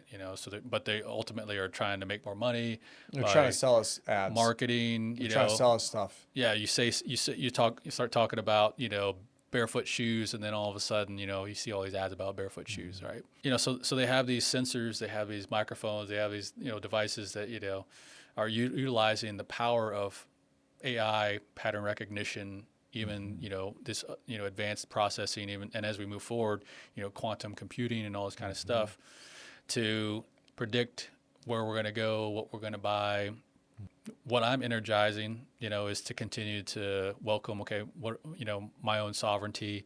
I envision, our own kind of AI workstation, computer servers, whatever it might be, that is just housed, at my house, and it doesn't go to all these different corporations to try to sell me stuff. Yeah. I have my own, and it's not about hiding anything, but it's about having my own sovereignty and privacy of sovereignty, meaning like freedom, agency to choose how I want. So we have these kind of thought experiments of like, if you have an AI that has such immense computing capacity that it could develop a strategy over the course of 3 to 5 years to subliminally influence like what you do, what you choose, right? Yeah, easily. Yeah, and Already ChatGPT is I think the word is a sycophant, like a butt kisser.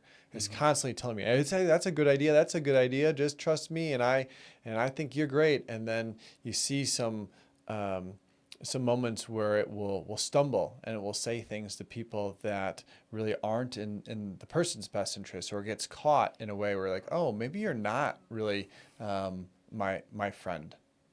yeah, and so that's just at this level, and yeah, we could move into a certain timeline or a certain agenda to where, if corporations got together and they say, hey, we want people to, act this kind of way or behave in this kind of manner. Like it could be very easy to say over the course of 12 months, like over millions of tiny subconscious Just start and leaning subliminal people this way. Yeah. And so it's about, so like that's the agency, that's the sovereignty that And we're talk about talking rewriting about. history as well. It's just like, oh, if I get all my information from ChatGPT, it could just be like, no, this is what happened in that situation, or that's like, oh, okay, no one's reading books anymore. It's like, where did the truth go? It's like the ChatGPT is the holder of truth. Yeah, 100%.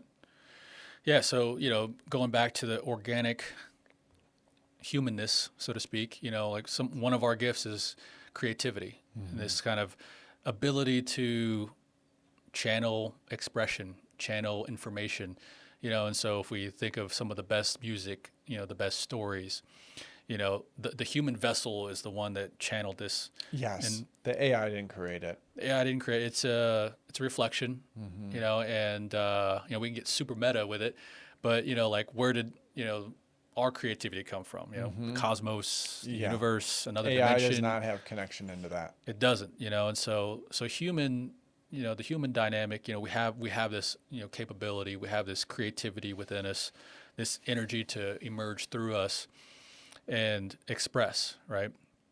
And so, being able to like welcome what is the humanness that I can be, based on, who I am, the game of life I want to play, what am I curious about, what am I excited about? Those are all threads of like the details, the textures, the expressions that I can, put out into the world.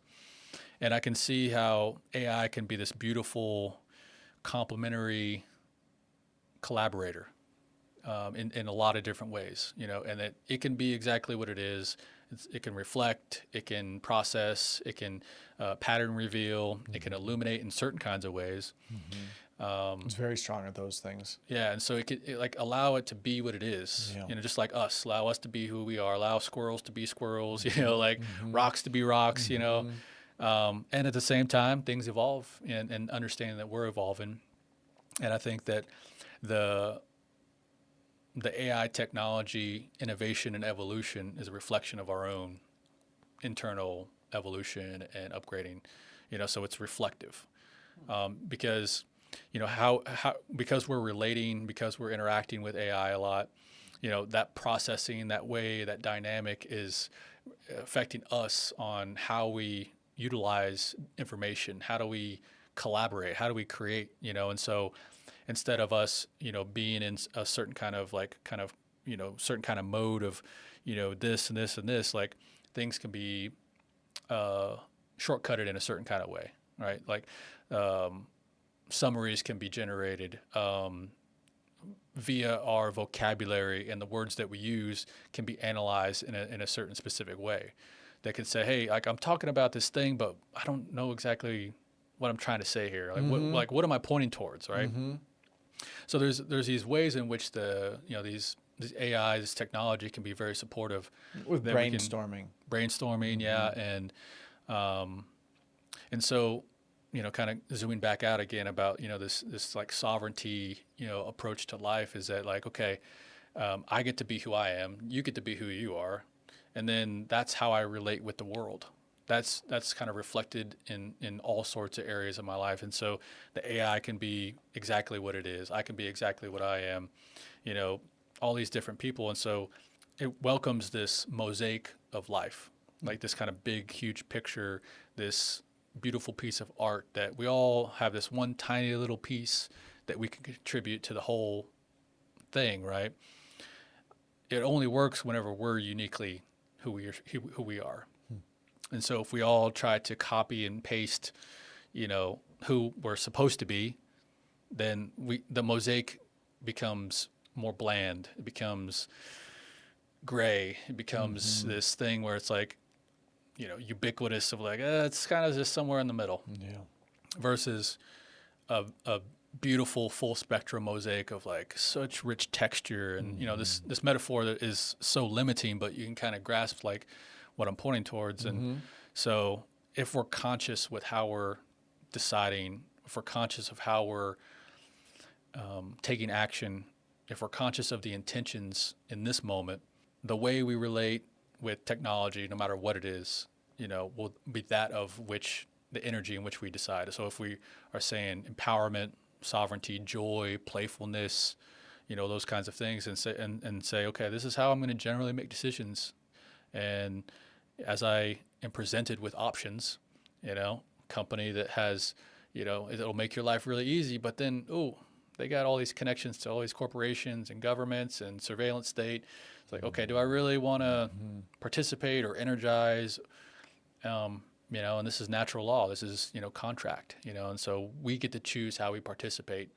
And we can also just as easily participate in something different, a more holistic approach to life, a more community interdependent type of living.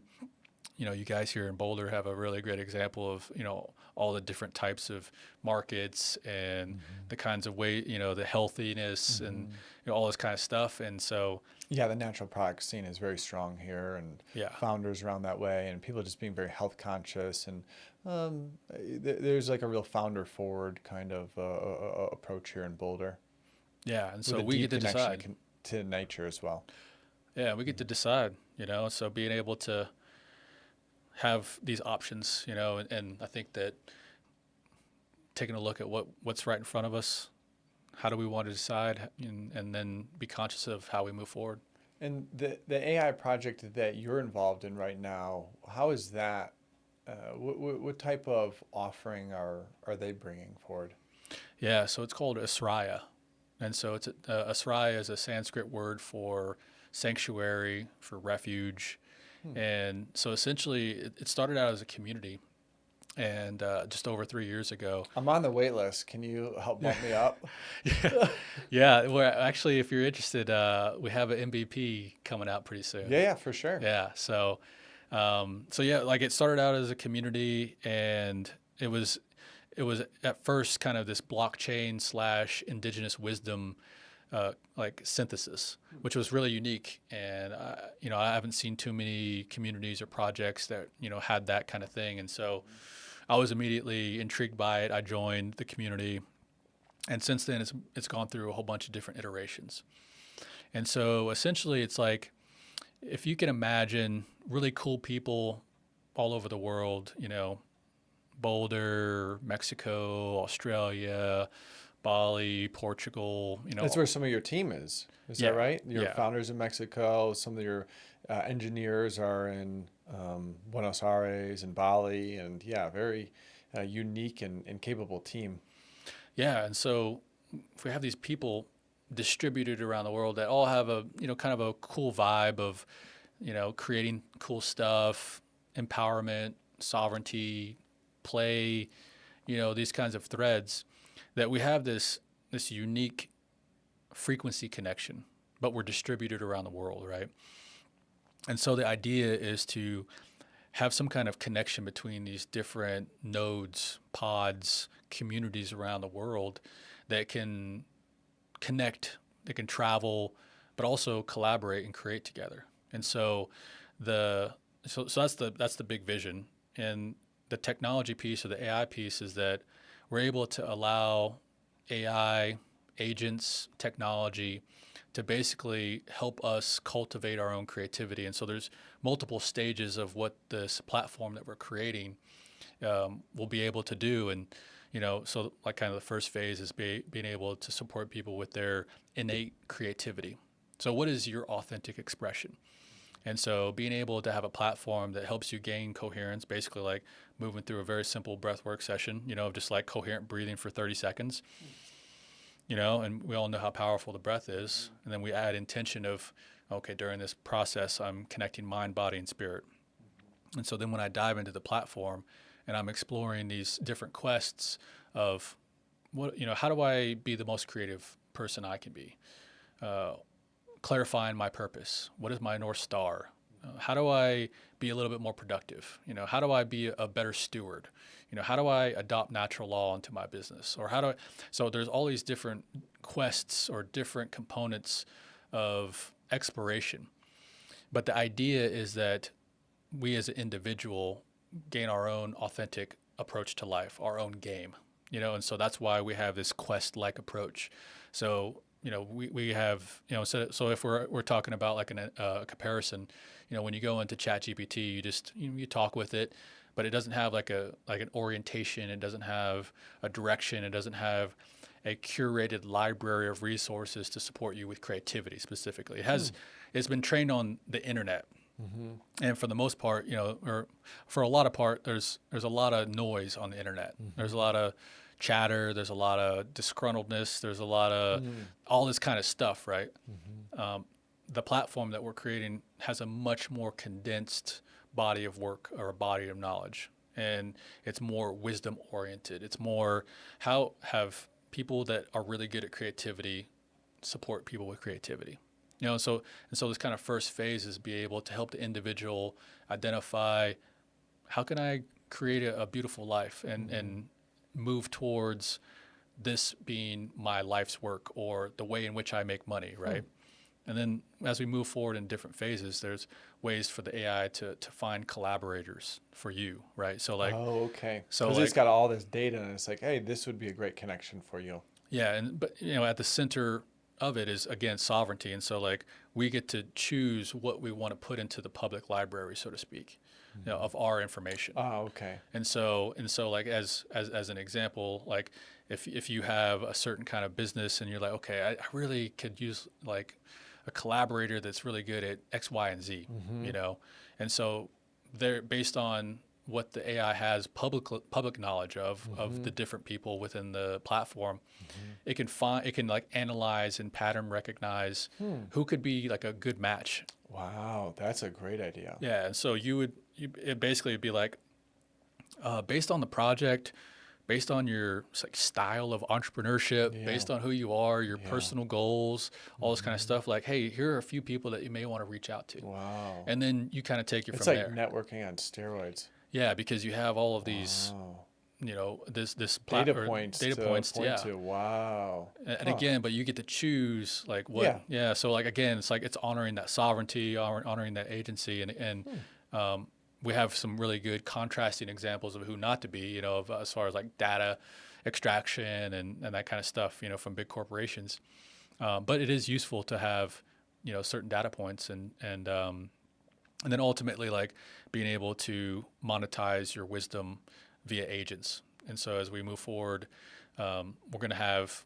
very likely agents that are going to be working on our behalf, being our own Jarvis or our own executive assistant that knows us very well, but is able to then go out into the world, into the greater internet to help us and support us with our intentions. And this is where I think the nature of the internet is going to be shifted from an extractive kind of attention-based economy to intention. So like basically like we'd be offline. You and I might have a conversation about, collaborating on something or finding out something. And we would have an intention like, oh yeah, I would love to find out about X, Y, and Z. And then we would say, we'd tell the AI, hey, can you find out some of this stuff, right? And so kind of how we interact with AI now, we have it go out and research or find stuff on our behalf that's going to support us with our intention or our goals, right? And so being able to be findable on the other side. So like if someone's looking for how to eat, healthy, and you have like a book about it or a course about it, like you're not going to sell a course anymore. You're going to have an agent that has access to your library of your own personal wisdom that it's going to be able to then support somebody very specifically with what they're creating, with what they're building. So your expertise and wisdom and structured knowledge in health, supplements, healthy living, that kind of stuff, whatever it might be, as an example, you don't have to read, or the person doesn't have to read your entire, bibliography or like your whole works. Library of work, yeah. They're working on a specific quest on themselves. And the AI has access to your stuff, or they can purchase your agent or access to your agents in a certain kind of way to support them in their own goals. And so it begins to be this very collaborative, very supportive environment. And again, it's about not living in the digital world, but allowing it to be a part of your life, however you choose, to have it support you in the goals that you're setting for yourself, the intentions that you're creating for yourself. What does your tech stack look like today? What does technology look like in your life today? Yeah, I think I'm pretty minimal. I think for me, like I like to have people that like to dig into like certain specifics in technology. And then whenever they find something super cool, they tell me about it, and then I tell other people about it. I think my tech stack is pretty minimal. Yeah, as far as like ChatGPT, Fireflies for recording calls. What do you do with that? So you record the call, and then what happens with that? So it depends on the transcript or the nature of the call. Sometimes, or a lot of times, like we'll be brainstorming about a certain kind of strategy over a call. A live call, we'll be brainstorming about it, and then we can take that transcript, and then we can basically further the strategy, further the idea with the rich context of, what it is, what it isn't, hey, we thought about this, like, no, we haven't thought about that. Versus, if you go into, ChatGPT or anything, you say, hey, what's this about? Or, hey, can you help me with this, right? It'll give you something, but it'll be more generic. Yeah. And so when doesn't it has have the context of all the things you've already worked on. Yeah. So all of the rich conversation of what it isn't, what it is, analogies, the journey and the path to arrive at the action step or the kind of strategy that we're developing, that can be summarized for certain different kinds of ways. So does the flow look like Firefly within Google Meet or Zoom that then drops in, then creates a transcript that you then upload into ChatGPT, and then you ask it to summarize it and help to record it. So it's like another person in the meeting. Yeah, exactly. Okay. Yeah, so it's a very supportive tool, I guess you could say. Yeah, and I've only messed with that a little bit. In my Google Meets, it offers Google, what's their AI? Gemini. And I just started recording my calls, but then I'm like, where does this live? And I have not figured out where it gives me the transcript yet, so I can then feed it in. But I do feed the transcripts of all these podcasts into chat, and then I ask it to help me find the key moments. To help me find the clips, the hooks, the themes, the descriptions, things like that. I have it help me. So that's like really interesting. If there's a way to, I'm sure there is ways to automate that process and save it in some type of folder and file. I would love to find a better workflow for myself to bring AI in more. Yeah, I think that there's going to be more utility, but here's the kind of trade-off. Is that if we have companies that have all of our data, they become central to. They need access to it in order for the tools that they are connected to be useful. In my perfect world, so they're reading all our stuff. They're reading all our stuff, and Right. they're learning from it and all that kind of stuff. Yeah. And so In other news, because of GMOs, monocropping, and soil depletion, Americans are not getting enough nutrients. That's why in 2018, I founded B Micro, the first freeze-dried microgreens company in the US to help Americans get more natural nutrition in their diets. Microgreens are a phase in the plant's life when they're just 14 days old and naturally the most concentrated in vitamins, minerals, and unique antioxidants. Our microgreens are all grown here in the US and certified USDA organic and regenerative organic. We grow, wash, and freeze-dry them to extend their shelf life from 1 week fresh to over 1 year, allowing us to ship anywhere in the US without the worry of spoilage. We have 2 flavors, broccoli, backed by over 2,000 studies on sulforaphane for its powerful detox benefits, and a blend of broccoli, radish, and red cabbage, our most powerful detox formula that we've tested, giving you the most bang for your buck. Easily sneak these into any meal, eggs, pizza, pasta, or even your kids' mac and cheese. We have whole leaf, powder, and capsule options, so you can choose the way that works best for you. Use code PLANT15 to save at bmicro.farm. In a perfect world, it would be the opposite way around. It'd be like our own personal AIs that is within our own sovereign servers or whatever you want to call it, like a personal thing. And our AIs are then able to then connect with other useful APIs, useful platforms, whatever it might be, to support in whatever creative, cool ways that we come up with on how to synthesize this data. Now we're just giving it all away. We're having these unbelievable thoughts and inspirations, and we're just giving it to Google, and Google's doing whatever they want to do with it, or ChatGPT, and maybe they're selling it, and they're figuring out like, whoa, here's a killer idea that these guys are working on. Let's go sell this data off. Yeah, and there's a lot of ways that it can do that. Keywords of what are the struggles that you're navigating with. You might use ChatGPT as a reflector of like, I'm just kind of feeling this kind of way. Like a therapist. Yeah, in a certain kind of way, and then it knows the struggles. I want a private AI. Yeah, I mean that's the direction we can choose, but the momentum of what is already existing is pretty strong, and even then, we can still choose to minimize in a certain kind of way. I think we just need more choices. It's like there's ChatGPT, there's whatever X's is, there's Google's, and I just stay with ChatGPT because I've used it for a bit and it has some memory on me. But yeah, there is concern of I'm like, I'm just giving it like tons of information on me. Like I'm paying it to and I'm just teaching it really about me.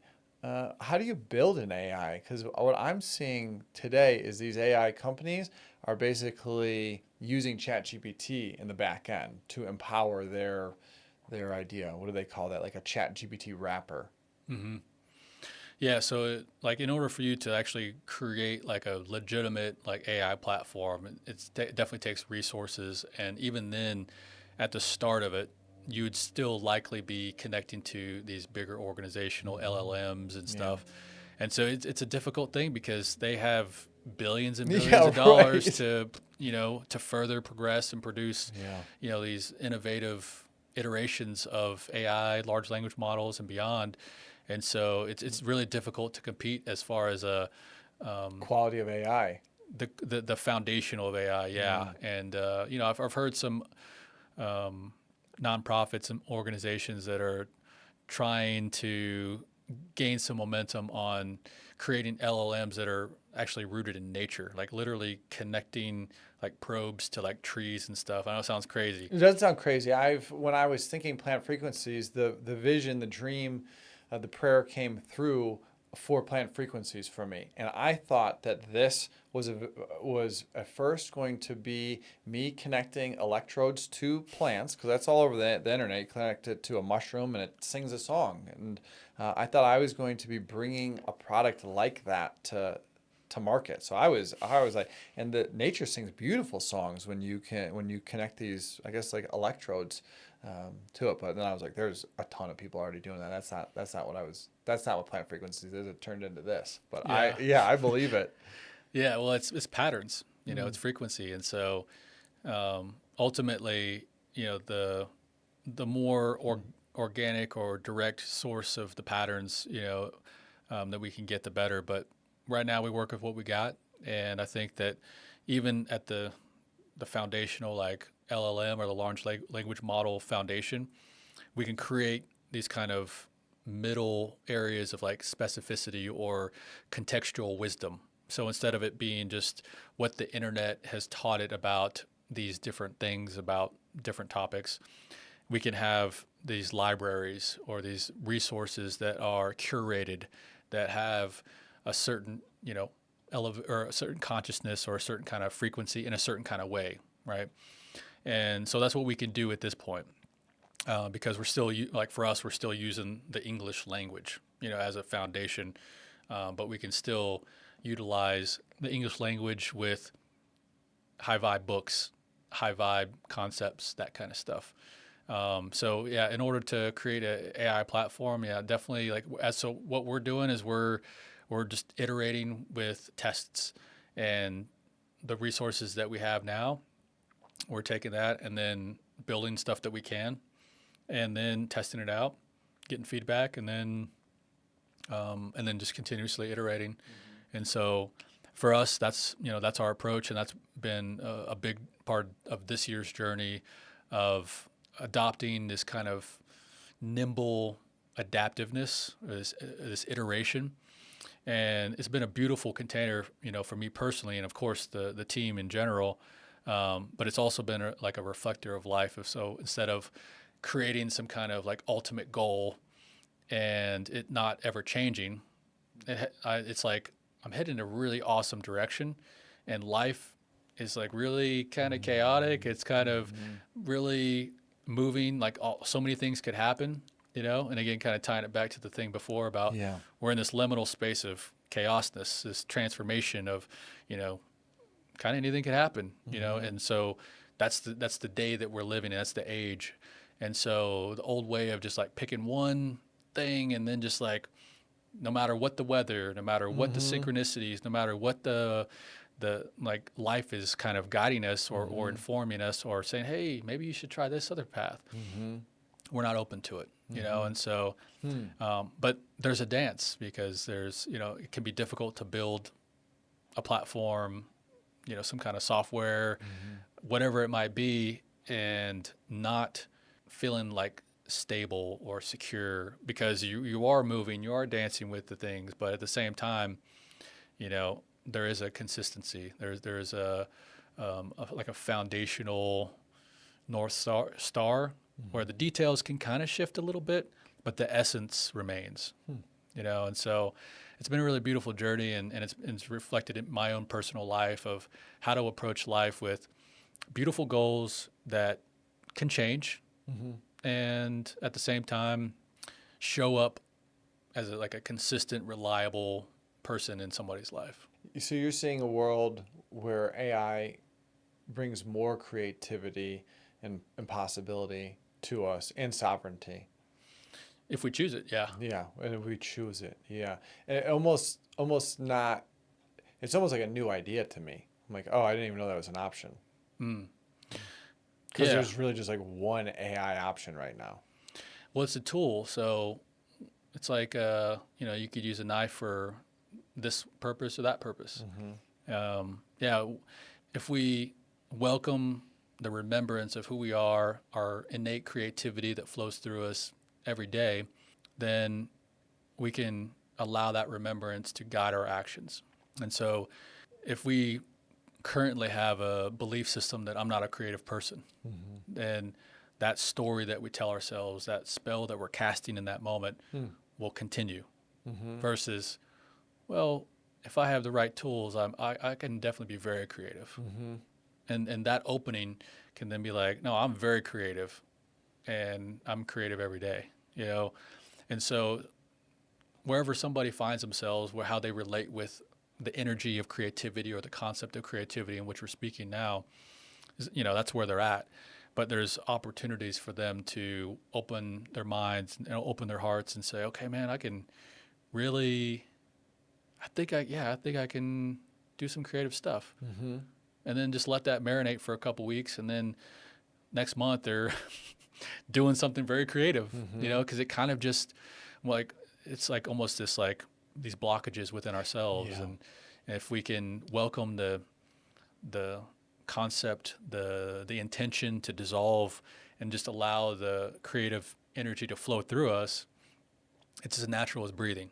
Yeah, I thought for a while that I wasn't creative, and this podcast is helping me to become more creative because I get to be creative and just exploring my and sharing my own thoughts, and then in the edit and the sharing of what I edit, and the more creative I allow myself to be and practice, the more creative I'm like, oh, it's like there's some obviousness and some ease in the creativity. And then that really feels like where God speaks to me the most. That's like one of the keys to this existence is to feed our creativity. And that's one of the, yeah, that's one of our greatest superpowers that we all have, because I didn't think I really had it. And I'm like, oh, I have it and I like it. And it's showing up in the editing, and I was sharing it with you, it's showing up in sewing. And I'm like sewing and loving it. And I'll just watch like a show with my girlfriend. She's really into knitting. She'll make sweaters and hats and socks and all types of stuff. So she just makes unbelievable things. I'm like, well, I want to do something while we're watching the show too. So I just started sewing, like fixing things and customizing things, and just really enjoying the creativity of it. There's so much power in creativity, and then that opens up, that works the muscle of intuition as well. And I think a lot of us, or a lot of people don't. I didn't have very strong intuition, maybe outside of the business world for a while. I'm like, what's intuition with in these different ways? So yeah, working creativity and working intuition, powerful practices. 100%. Yeah. What other technologies are you seeing are going to be a part of our future? How does blockchain, for example, play a role with AI, or what else are you seeing is going to be part of this? Are you calling it the afterweb, or what do you call the next? Post-web. Thank you. I'm borrowing that from other people, but Right. but yeah. So the relationship between AI and blockchain is really interesting because for the past 10 years, blockchain has had a lot of potential, but it hasn't been realized. And so smart contracts, cryptocurrencies, that kind of thing. And it's because it's been such a difficult process to actually be useful in everyday lives, it hasn't actually adopted. Basically, the relationship with AI is the super simple language interface, but it then can connect with the blockchain technology. And so as an example, Asraya, the platform, part of it is that if you create something, like create an agent or create some kind of body of work, there can be a smart contract that is rooted in blockchain. And so basically that means that if there are two creators, the attribution or the way in which people can be compensated. So if like someone buys your $10 thing, this guy gets $5, this guy gets $5, right? And so that can be woven into the smart contract very simply, because, and just like how AI is really good at summarizing like a conversation into a very distilled, logical structure, that's very understandable, very easy. So as an example, you say, hey, I want to create a contract, and it has this thing, and it's a recorded conversation as an example that you and I do for 20 minutes. We thought about it. It's not our first contract, but it was all the specifics, all the details, and then basically you say, hey, AI, can you draft a smart contract? Well, it does it like that, right? And so then that AI, because it does that very well, then the blockchain technology that already exists, in smart contracts and these kinds of things that can be connected to cryptocurrencies, it can automatically happen in the background without us having to know how to code, without us having to be like super technical. Yeah. And so, and it's pretty rock solid, that contract, and that, I guess what I was saying, the recording, that memory of the contract. Lots of people can see it. It's not. There's a lot of transparency into it. Yeah, that's the beauty of blockchain. Okay. And especially blockchain that has transparency at the core of its operating system, so to speak. Who are some of those? Because there's I think of Bitcoin, and then I think of there's a bunch of altcoins. And it seems like they're all kind of competing for whose blockchain to use. Am I thinking about that right? Like there's a Bitcoin blockchain, and then there's Solana and Ethereum, and they all have their XRP, Ripple. They all have their own blockchains, and they're all trying to be like, we're trying to get Visa's business. We're trying to get so and so's business to use our ledger or our recording. Yeah. So basically, blockchain is the technology that allows cryptocurrency to be transparent because it creates a public ledger. And so, if we're talking about banking system, so like your routing number and my routing number are usually kept pretty private. But on the blockchain, it's anybody can see the routing number or the blockchain number, right? And they can see the amount that was transferred. And so I think for me, as we move forward, the public blockchains are great for governance transparency. And what I mean by that, I mean when we basically create a contract to a government that says, hey, you have these powers and you have this money to do this thing, that a public blockchain can be ultimately like very transparent because we're seeing exactly where it's going, and I think that there's probably going to be other blockchains that are going to be more private, but the idea around these kind of different transparency and privacy, some of them, the blockchain like for Bitcoin is private in a certain kind of way because it has no name attribution. It doesn't have any like really locations for the most part. It just has address and amount of Bitcoin that was sent from one person to the next. With address being like a wallet address, not like address. A physical mailing address. Yeah. And so with that, with the technology of AI, it can notice all the patterns. And if the AI has access to your texts, emails, it can find your wallet address in your email and then attribute it to the public blockchain, right? And so AI can do that. And so, but when we're talking about, there's these different decision points that we can make as we move forward with autonomy and privacy and transparency, because I think that there's room for both. I think that again, these different cryptos are all are basically vying for our utility and usefulness. And if it doesn't have that, then like there's thousands of cryptos that are pretty much worthless. And I think that depending on the purpose, depending on the ecosystem, depending on the governance of that crypto, that it will be adopted to the degree in which we consent to as a collective or as communities, right?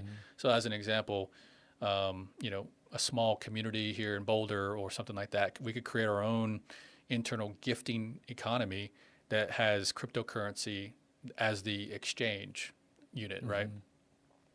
But it basically only works here, as an example. It has utility here in Boulder, but it doesn't have any utility in Australia. It doesn't need to, So I think that we'll be able to have that ability in the future if we choose, and maybe it's not needed. But I think that these are just ideas to explore. But yeah, if it doesn't have utility and consensus, it's going to be really hard for it to be like a widespread crypto or anything like that. Is there a blockchain that you're optimistic on? I'm pretty agnostic. Yeah, I'm. Are they all kind of the same? Well, I think my personal opinion is much of the crypto world is speculation.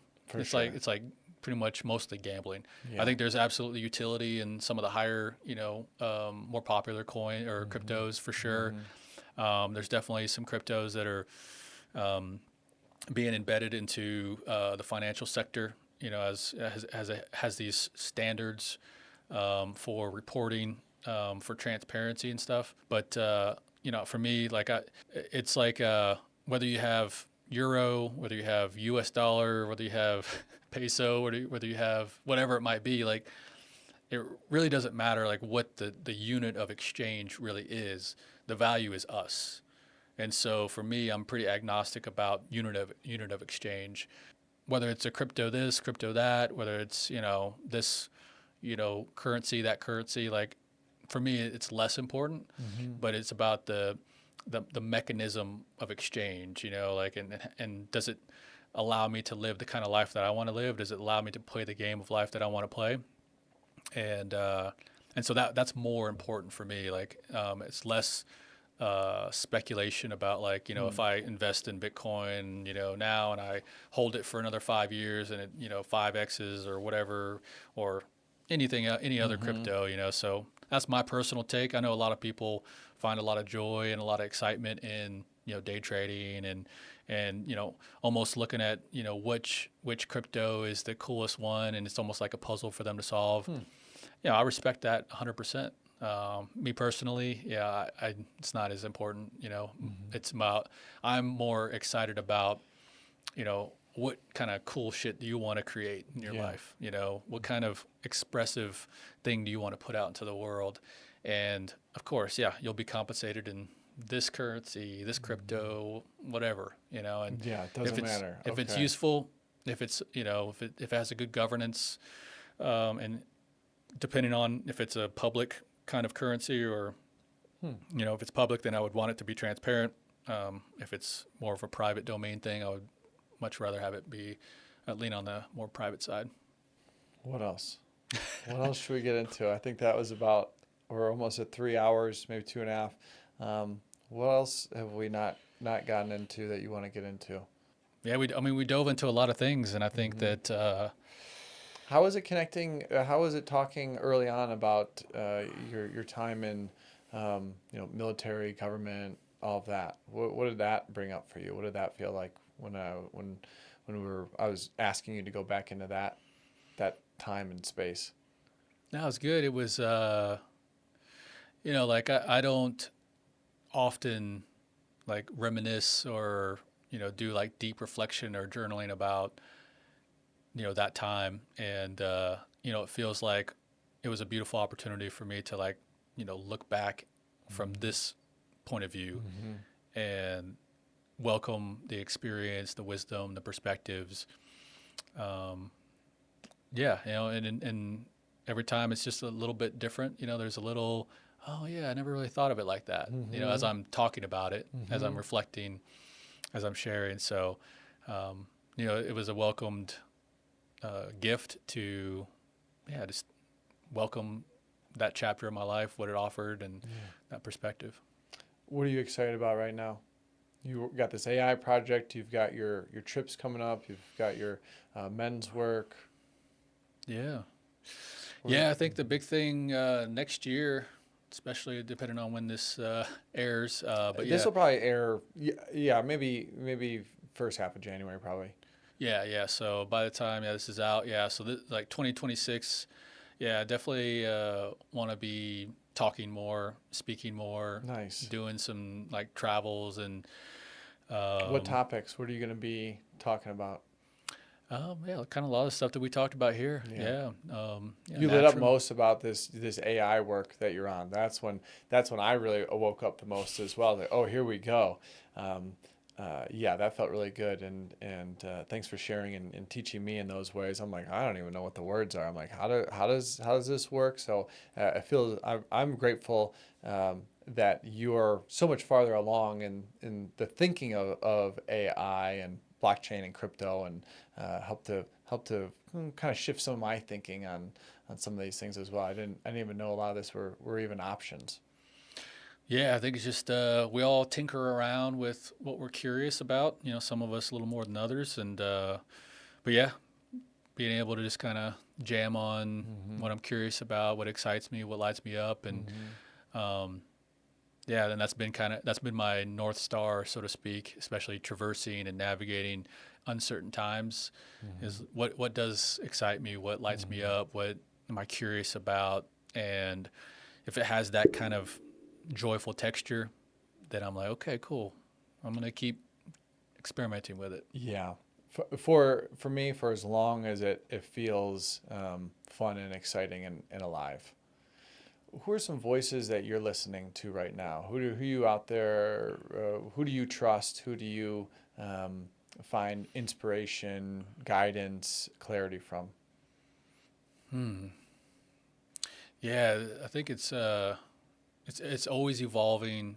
It's always I don't want to say compartmentalized, but it's like I think last year I wrote something and it was kind of politically centered, but it was basically about the amount of trust that we can put into a leader, like especially on the world stage or in some kind of influencive or public domain, is basically not a lot.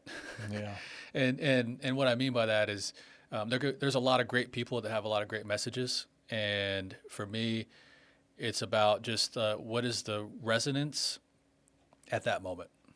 And so as I'm scanning different, people, leaders, it's really a segmented type of thing, topic, domain. But I don't feel like anybody or any one person on the planet has the full picture right now. And so I think that having the discernment and welcoming the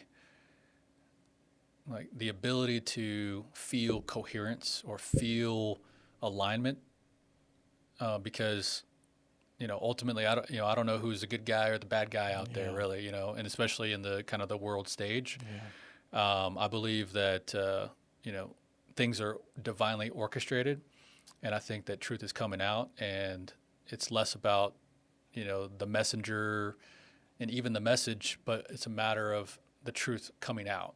And it's it's less about any one person, any one perspective, any one domain, because you look at the spiritual community, and there's some people that have this kind of approach and this kind of approach and this kind of approach, and then you hear stories of them falling off the wagon or having an extreme view on X, Y, and Z that you never thought you saw coming. And so it's like it's less about putting faith in somebody outside of yourself, the guru of X, Y, Z, but rather that's a really good person in a lot of areas, and then I'm just gonna allow to feel what's resonant for me, and even people like Greg Braden, Joe Dispenza, Bruce Lipton that have such immense wisdom, but I think that they, just like all of us, they have their perspective and they have their view, and I think they have their role and contribution to a greater, collective awakening. And but they're also sometimes have interesting views, and I'm like, oh, okay, that's cool, that's interesting, and that's totally cool. Like, and I know, and I point the mirror back at myself, and I'm like, okay, cool, I have certain views, I have certain messages, I have things that I'm super curious about, and I would want somebody to relate with me in that kind of way. That, oh, okay, cool, he thinks that's awesome, no big deal. If it helps, if it's supportive, then great. But if it's not, then it's like, okay, cool. That's either just some kind of weird temporary bias because I don't have all the information, and that's cool. And so I view that with other people, and yeah. Well, I appreciate your openness and unattachment and commitment to supporting yourself and others. And I made you something that I hope supports you at these microgreens right here. So we've got two different kinds. That's a powdered blend of broccoli, radish, and red cabbage. That's our most popular. Use it as a topper on your egg salad sandwich. I know I've maybe gifted you some of this before. Yeah, I think some of these. Yeah, I don't think I've had the powder yet. That's a brand new one. And then the other one is straight broccoli. Straight broccoli is very popular, but from our lab test, that blend there, specifically because of the red cabbage, is about 3 times as potent as the broccoli on its own. Beautiful. And what's your like top 3 favorite ways for the microgreens? Let's see. Almost every morning on eggs. Okay. Breakfast is the most popular for most people. So we put on eggs, and then I put it on my potatoes at night, most nights, and then I don't cook it. So once I plated the eggs or the potatoes, that's when I put it on. I'd say a lot of parents are buying it to sneak into their kids' stuff, and then a lot of elderly are buying it for the health reasons. And people are putting it into their sandwiches, their smoothies, pasta. A lot of times they need to be really sneaky with it so the kids don't even see one leaf, or how can you really be extra sneaky with it? Mac and cheese, sloppy Joe, whatever. Just don't cook it. Put it, you don't want to expose too much heat for too long. Yeah. Yeah. Beautiful, man. Thank you for the gift. I really appreciate it. Yeah, you're welcome. Yeah. I'm going to welcome this beautiful nourishment to my body. Every meal that I have it. So I really appreciate it, man. Yeah, appreciate you being on here. Where can people learn more about you and check out your work and projects? I'd say probably the central point is my personal website, lanebelone.com. Yeah, that pretty much has it's like the central hub of, you can find Asraya, the AI platform. You can find Your coaching. My coaching, my advisory work with SideQuest stuff. And if you're interested in, or if somebody's interested in, I call it Explore SideQuest. So those are the trips to Peru, and so I've had several of those, and checking out the I think the biggest thing for me, like what I'm putting out there right now, is my speaking and workshops, and that's also on my website. So excited to talk about this kind of stuff and more, and also kind of move into the workshop, or like how do we implement, how we take action on it, and more experiential, whether that's events or like business workshop kind of stuff. So yeah. Amazing. Lane, appreciate you. Thanks for being a good friend and being here. And look forward to seeing what shows up next. Thanks, brother, for having me. It was beautiful, man. It was a great conversation. Okay. Thank you. Thanks. See everybody.